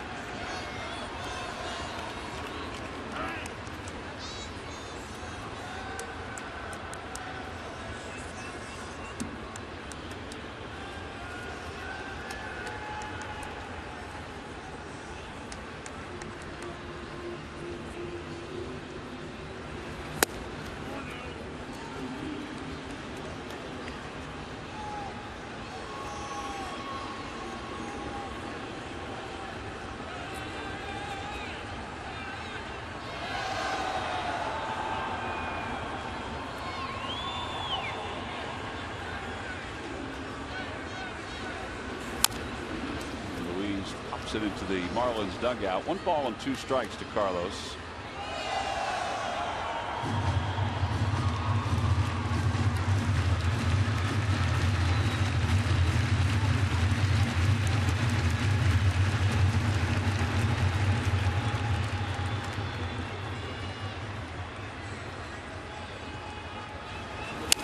And a line drive caught by Casey McGee, and that'll do it for the Phils here in the 8th inning. They do get a couple runs on the home run by Dominic Brown. We'll go to the bottom of the 8th inning here in South Florida. Phillies trail at 10-5.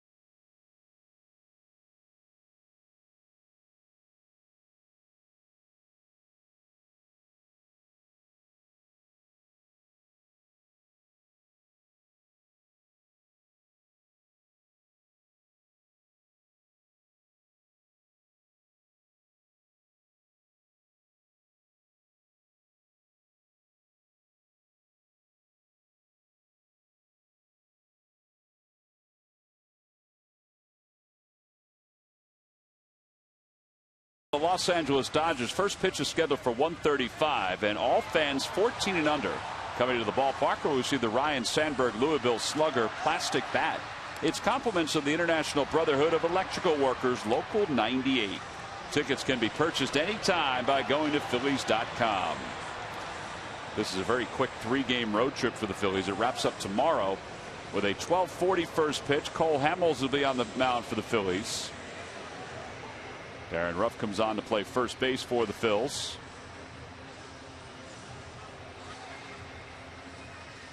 And the new pitcher is right-hander Luis Garcia. Third game for Garcia. And he's on to face the top of the order: Christian Yelich, Derek Dietrich, and Giancarlo Stanton. 1 ball and no strikes. Reed Brignac is in the ballgame to play shortstop for the Phils, and Cesar Hernandez is in at second base for Chase Utley.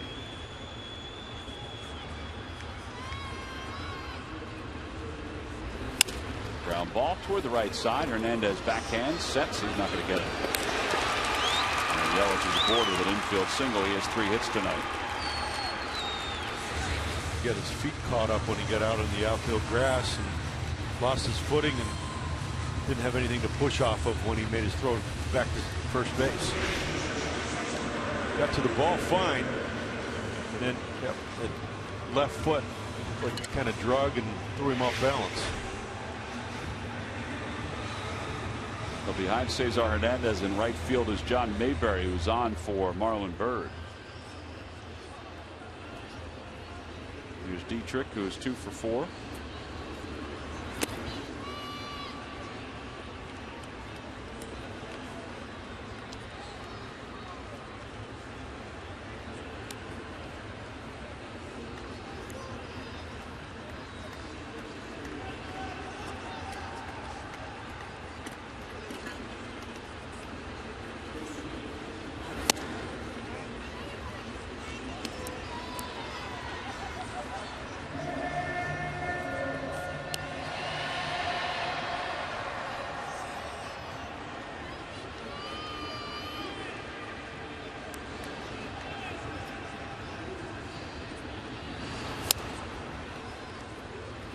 Garcia, before he was called up, did not allow a run down in AAA, and then he came up against the Toronto Blue Jays and he allowed his first runs.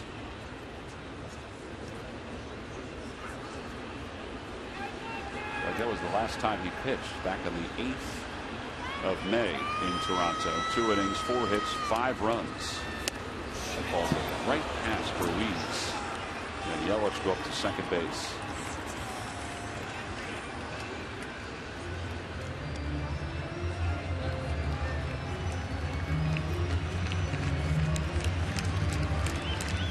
Carlos out to the mound to talk to Garcia.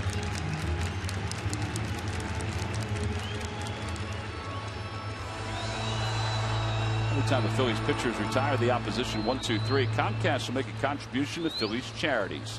Phillies baseball is brought to you by Xfinity, your home for the most live sports.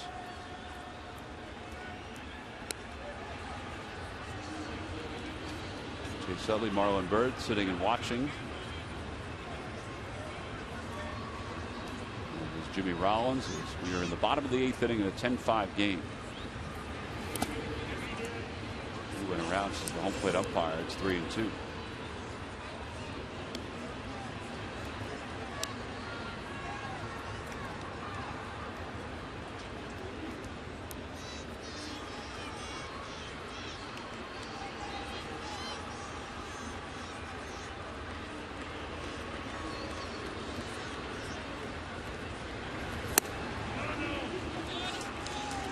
And that'll put runners on first and second with the walk. And here comes Stanton.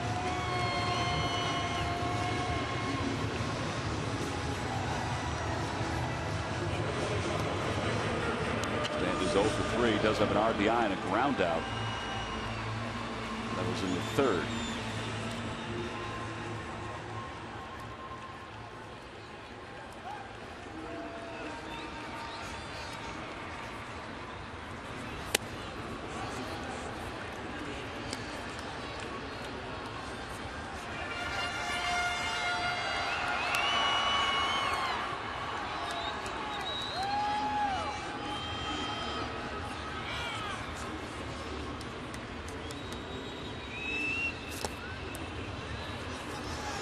Ball and 1 strike. Dude, if you're somebody like Garcia who hasn't pitched since the 8th of May, how do you stay sharp when you're not in a game?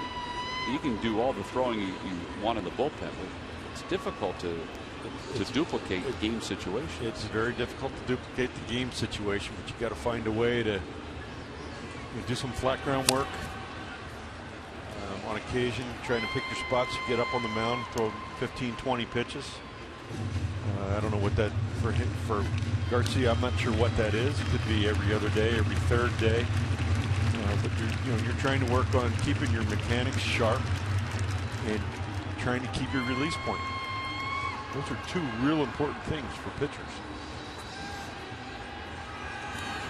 The other part of it is that he was working. And I guess this is all part of the promotion. He was working a lot down in AAA, and then all of a sudden, boom, he reaches a stop sign and doesn't, you know, after the 2 innings against Toronto, has basically been in the bullpen, but hasn't worked. You get a promotion, you get a raise, and you come up, and all of a sudden, you know, he didn't have a stellar outing, and now you have a lot of time to think about it.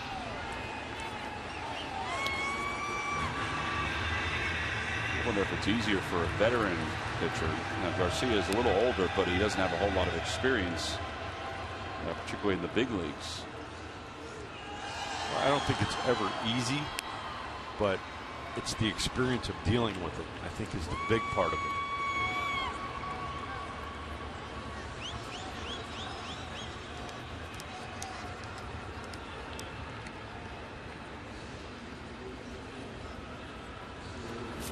And he gets Giancarlo Stanton, and there's one out here in the 8th. It's a pretty good pitch right there. Breaking ball away. Got him out in front.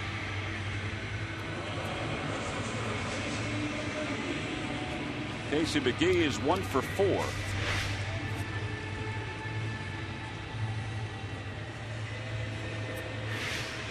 Late break. He ran out of bat. Very good pitch. And McGee takes inside. Can throw a few more strikes here, get out of this situation. It may give him a little more opportunity to get a little more work.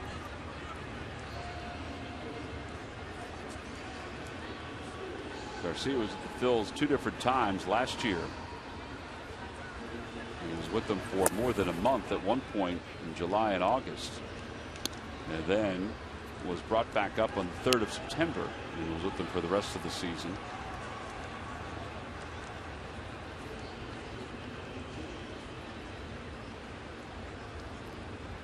This year he was up on the 13th and 14th of April, then sent back down.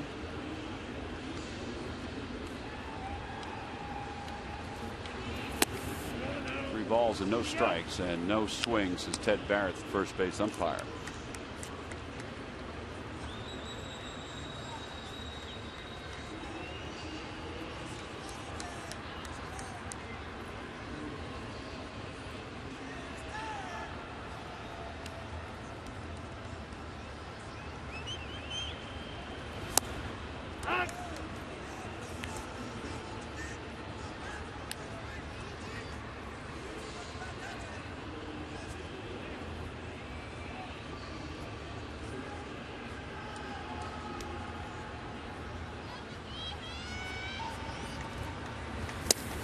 Outside, ball 4, and that'll load up the bases.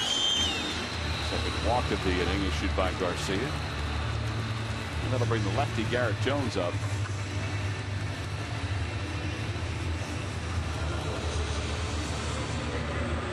Jones is 2 for 3. Sac fly his first time up, doubled in the 4th.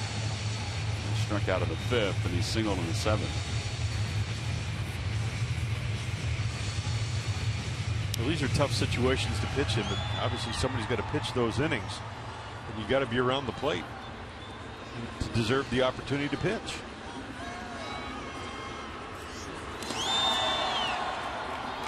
I don't know what you attribute it to, but he has 12 balls, 8 strikes. You could probably point to anything: the lack of work, or just kind of nibbling around the strike zone.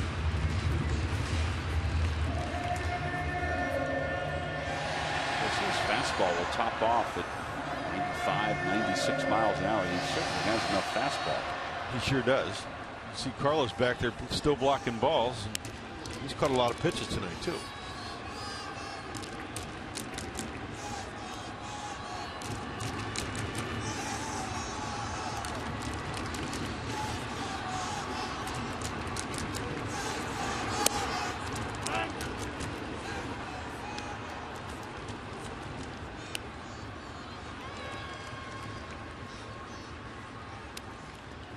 Garrett Jones came on the scene in Pittsburgh. I thought he was going to be a mainstay there for a long time.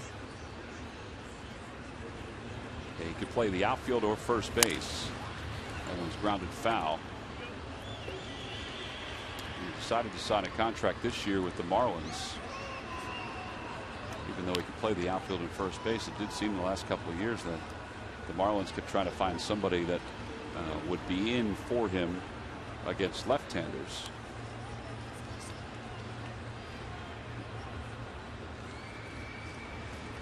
One ball and 2 strikes. Check swing, 2-2.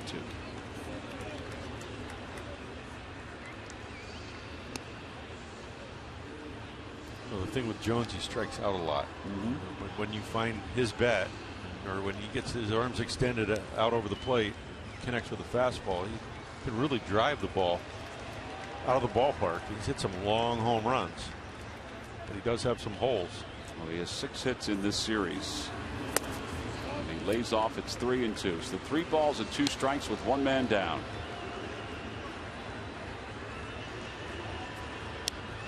Saltalamacchia is on deck.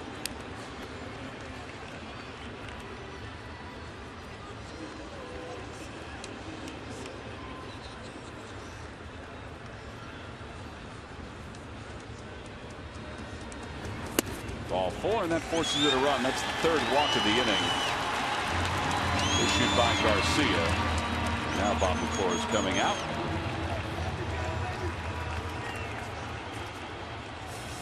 They're not going to have anybody else get up in the bullpen. This is Garcia's inning.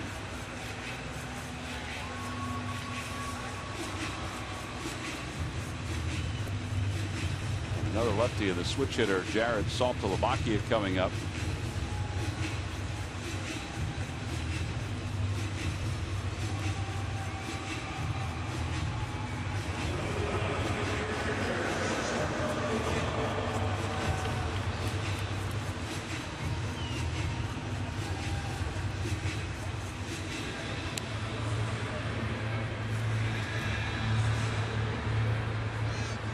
Walks now by Phillies pitching.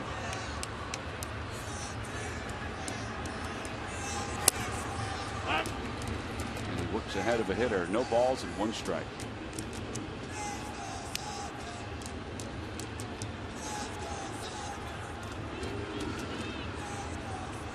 Phillies bullpen is allowed 5 runs plus 1 inherited runner to score. Between Hollins, Manship, and now Luis Garcia. In what was a fairly close game up until the grand slam in the 7th.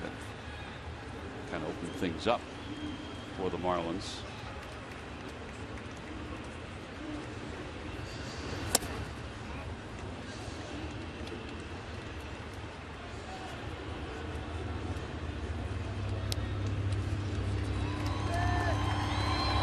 Without getting consistent work, it's really tough to maintain your mechanics. And we've alluded to it here a couple minutes ago. It's what you need to spend time with on a daily basis.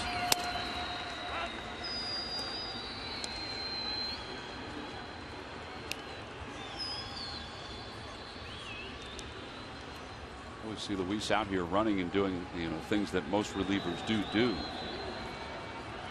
in between outings. Now the 2-2 pitch to Saltalamacchia, and he gets it fouled on the left field line. Well, there's a physical side to this, and there's a mental side to this. Which one's tougher to conquer? Whew. I think the physical side, for me, was the one that's what you do daily, and that's part of your daily routine. The mental side, the ups and downs of the mental side, I think can be the hardest part of it. That ball's back toward the middle in the center field, a base hit. 1 run's in. Rounding third, heading for home is McGee. Throw is cut off by Ruff. 13-5. A 2-run single by Saltalamacchia.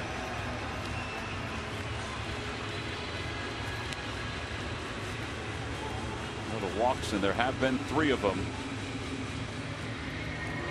Those have really plagued Garcia in this inning. Now the single back through the middle.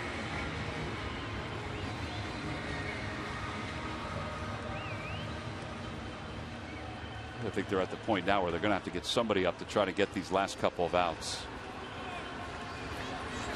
Lucas takes high. It's 1-0.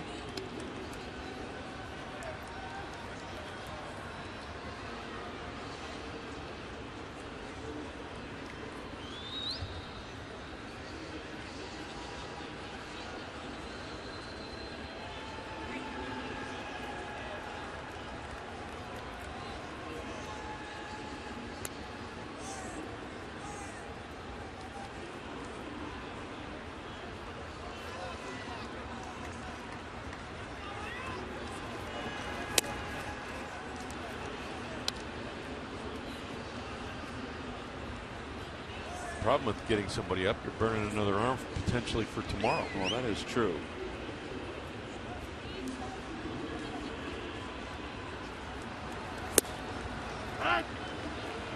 Carlson opened up the strike zone a little bit there. It's 2 balls and 1 strike. Kevin Slowey is still throwing in the pen for the Marlins.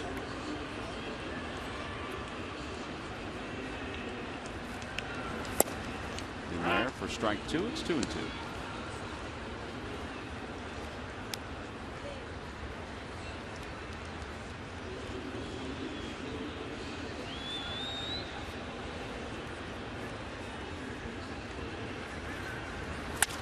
Over to the right side. Hernandez gets to it. His only play is to first. That's a good play. And there are 2 outs. Over to third goes Garrett Jones. Up to second, soft to Lamakia. It's a very good play. You had to go a long way to his left. Going at full speed to stop and pivot and make a good throw back to first base. Cesar Hernandez, who had some time in the outfield last year, he is strictly an infielder at this point. I think people realize how difficult a play that is. All stopping himself and even getting a lot on that throw. So Marcell Ozuna, who has scored a couple and driven in 5. The grand slam his last time up. Donovan Solano is out of the on deck circle to pinch hit.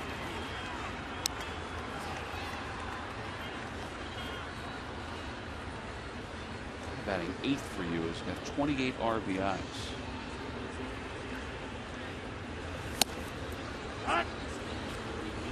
Talked to one of the Marlins coaches today. They think he's going to be a very promising player for them. He's going through a little bit of a dry spell right now, but he's got a pretty good eye at the plate, chase some pitches, get a little too aggressive at times, but he's got, as we saw, he's got a little bit of power, he's got a little bit of speed. Looks like he can play center field. Pretty good arm. I think the fact that they've been able to move him, and he played center field in the minor leagues, but he played right field when he was brought up last year. The fact that they've been able to move him to center field, and Mike Redmond's been comfortable enough to allow him to basically run the outfield from that spot, says a lot about his athleticism.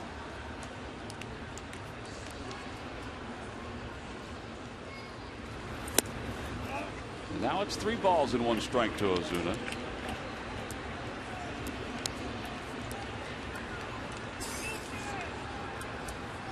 There's Solano on deck.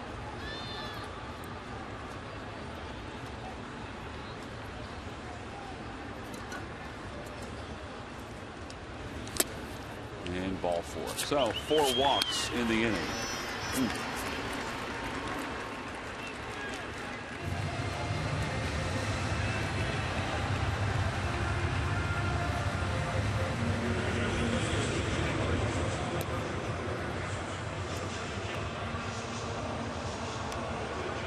Seems like they are trying to figure out something here, because they have 2 outs, so they only need to get 1 more here, but he is really struggling with his command. 23 balls, 18 strikes.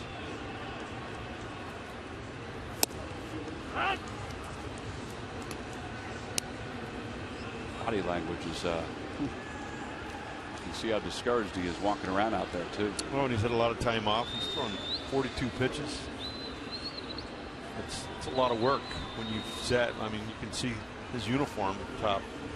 Perspiration coming through his uniform top as well. There's a swing and bunt. Garcia off the mound, fires to first, not in time. A run scores. It's 14-5. Marlins on top.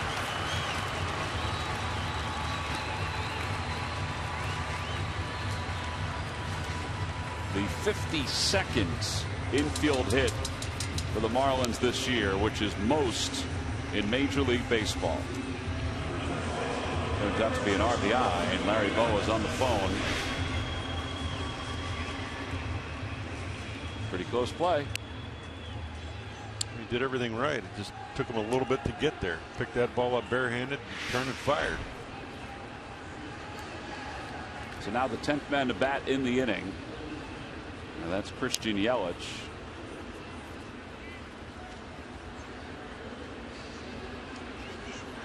Will come up once again.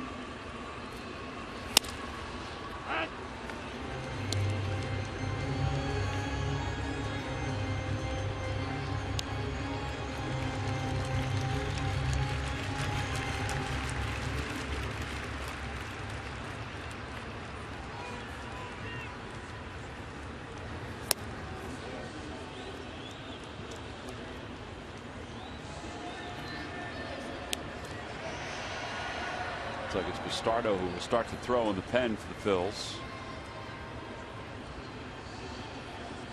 He was wandering around. Inside 2-1 to Yelich.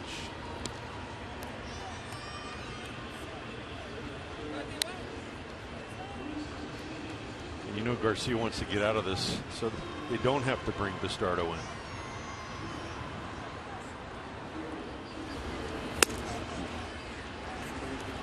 You can see his velocity has dipped down 90 miles an hour now on that fastball. He's trying everything he can imaginably think of. A 47 pitch inning.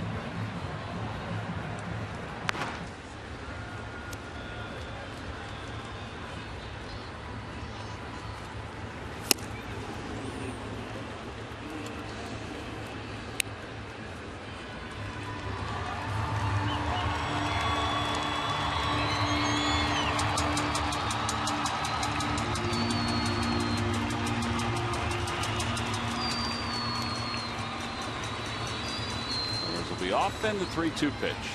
Swing and a miss. He got it with a high fastball, and the inning is finally over. 4 runs score for the Marlins here in the bottom of the 8th inning. They leave them loaded. We'll go to the 9th.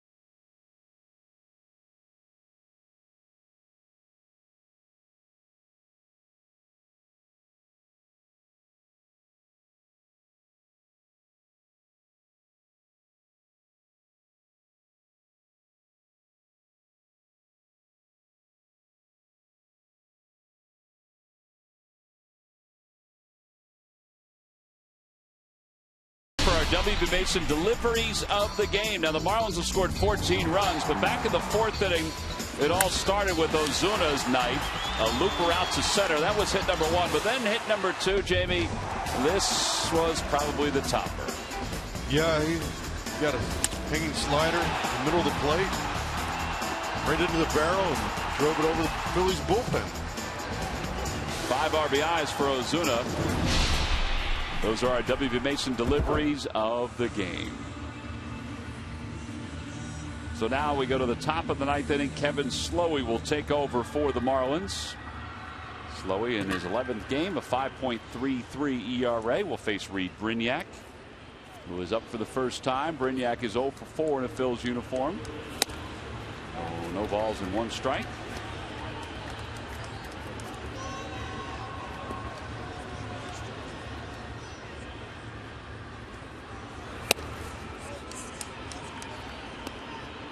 Nate Eovaldi started. He went 6 innings, allowed 10 hits and 3 runs. Phillies, meanwhile, had Kendrick start, then Hollins, then Manship, and then Garcia. He wound up with just under 50 pitches in his 1 inning of work. The Marlins have scored 143 runs in 24 games at home this year. Average almost 6 runs per game. Goes back to what we were talking about last night. They use all field, or at least they seem to. And tonight, well, they certainly have done that.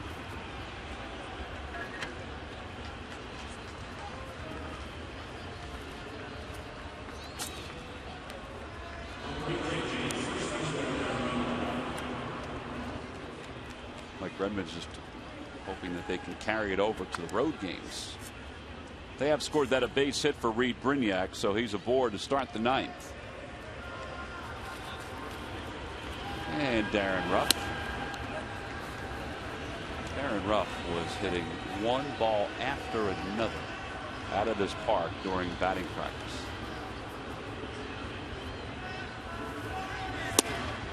Came down with an oblique strain the last week in spring training. He said it wasn't until about 10 days ago that he was totally pain-free. Just totally felt pain-free.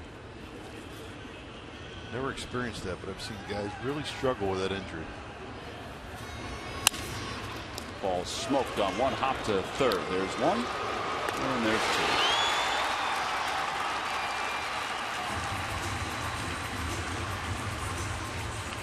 And Ruff hit it hard, and there are 2 outs. John Mayberry's coming up.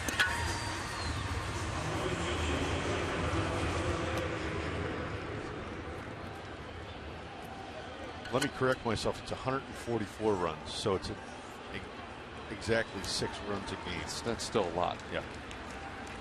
In 24 games.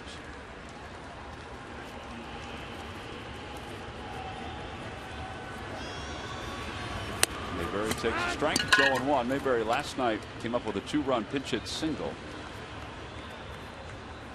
This is only at bat. 0-2. Kyle Kendrick's losing streak will continue. Has not won since August of last year. Tonight wasn't one of those nights where it was a hard luck loss. Tonight was one of those nights where he allowed 6 runs and didn't get through the 6th inning. We'll go back to the drawing board. He'll start next week. The Phillies take on the Rockies at home. 1-2 pitch. Mayberry lines it under the glove of McGee and down the left field line. And Mayberry's thinking 2, and he'll get to second. That should be a double. And it is. Another hard hit ball. Yep.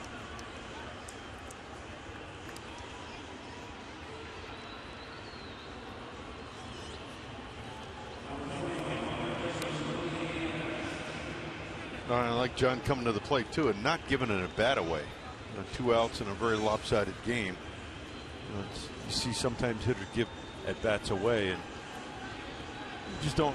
As a teammate, you don't like seeing that. But even sitting up here as a broadcaster, you don't like to see that.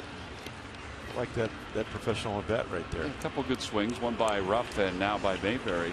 Here's Cody Ashe. Ashe reached on an infield hit his last time up. He's 2 for 4. For a good portion of the game, his at bat in the 5th inning seemed to be the turning point of this game. And the bases loaded, Stanton made a diving grab. At that point, the Phillies probably would have cleared the bases and taken the lead.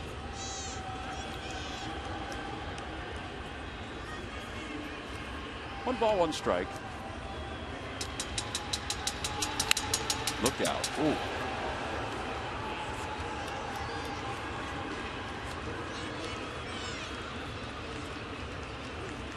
Kid catch that ball? No, it hit one of the empty seats behind him.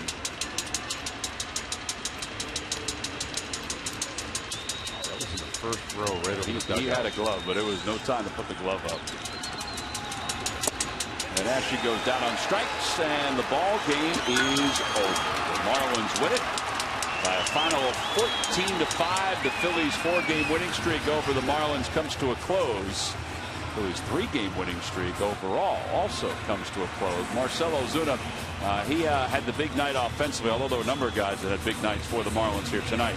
Well, he had a grand slam, 5 RBIs, a couple runs scored. And the Phillies will have to turn the page and do it rather quickly to try to win the series tomorrow afternoon. They lose it tonight, 14-5. We'll be back to wrap it up right after this.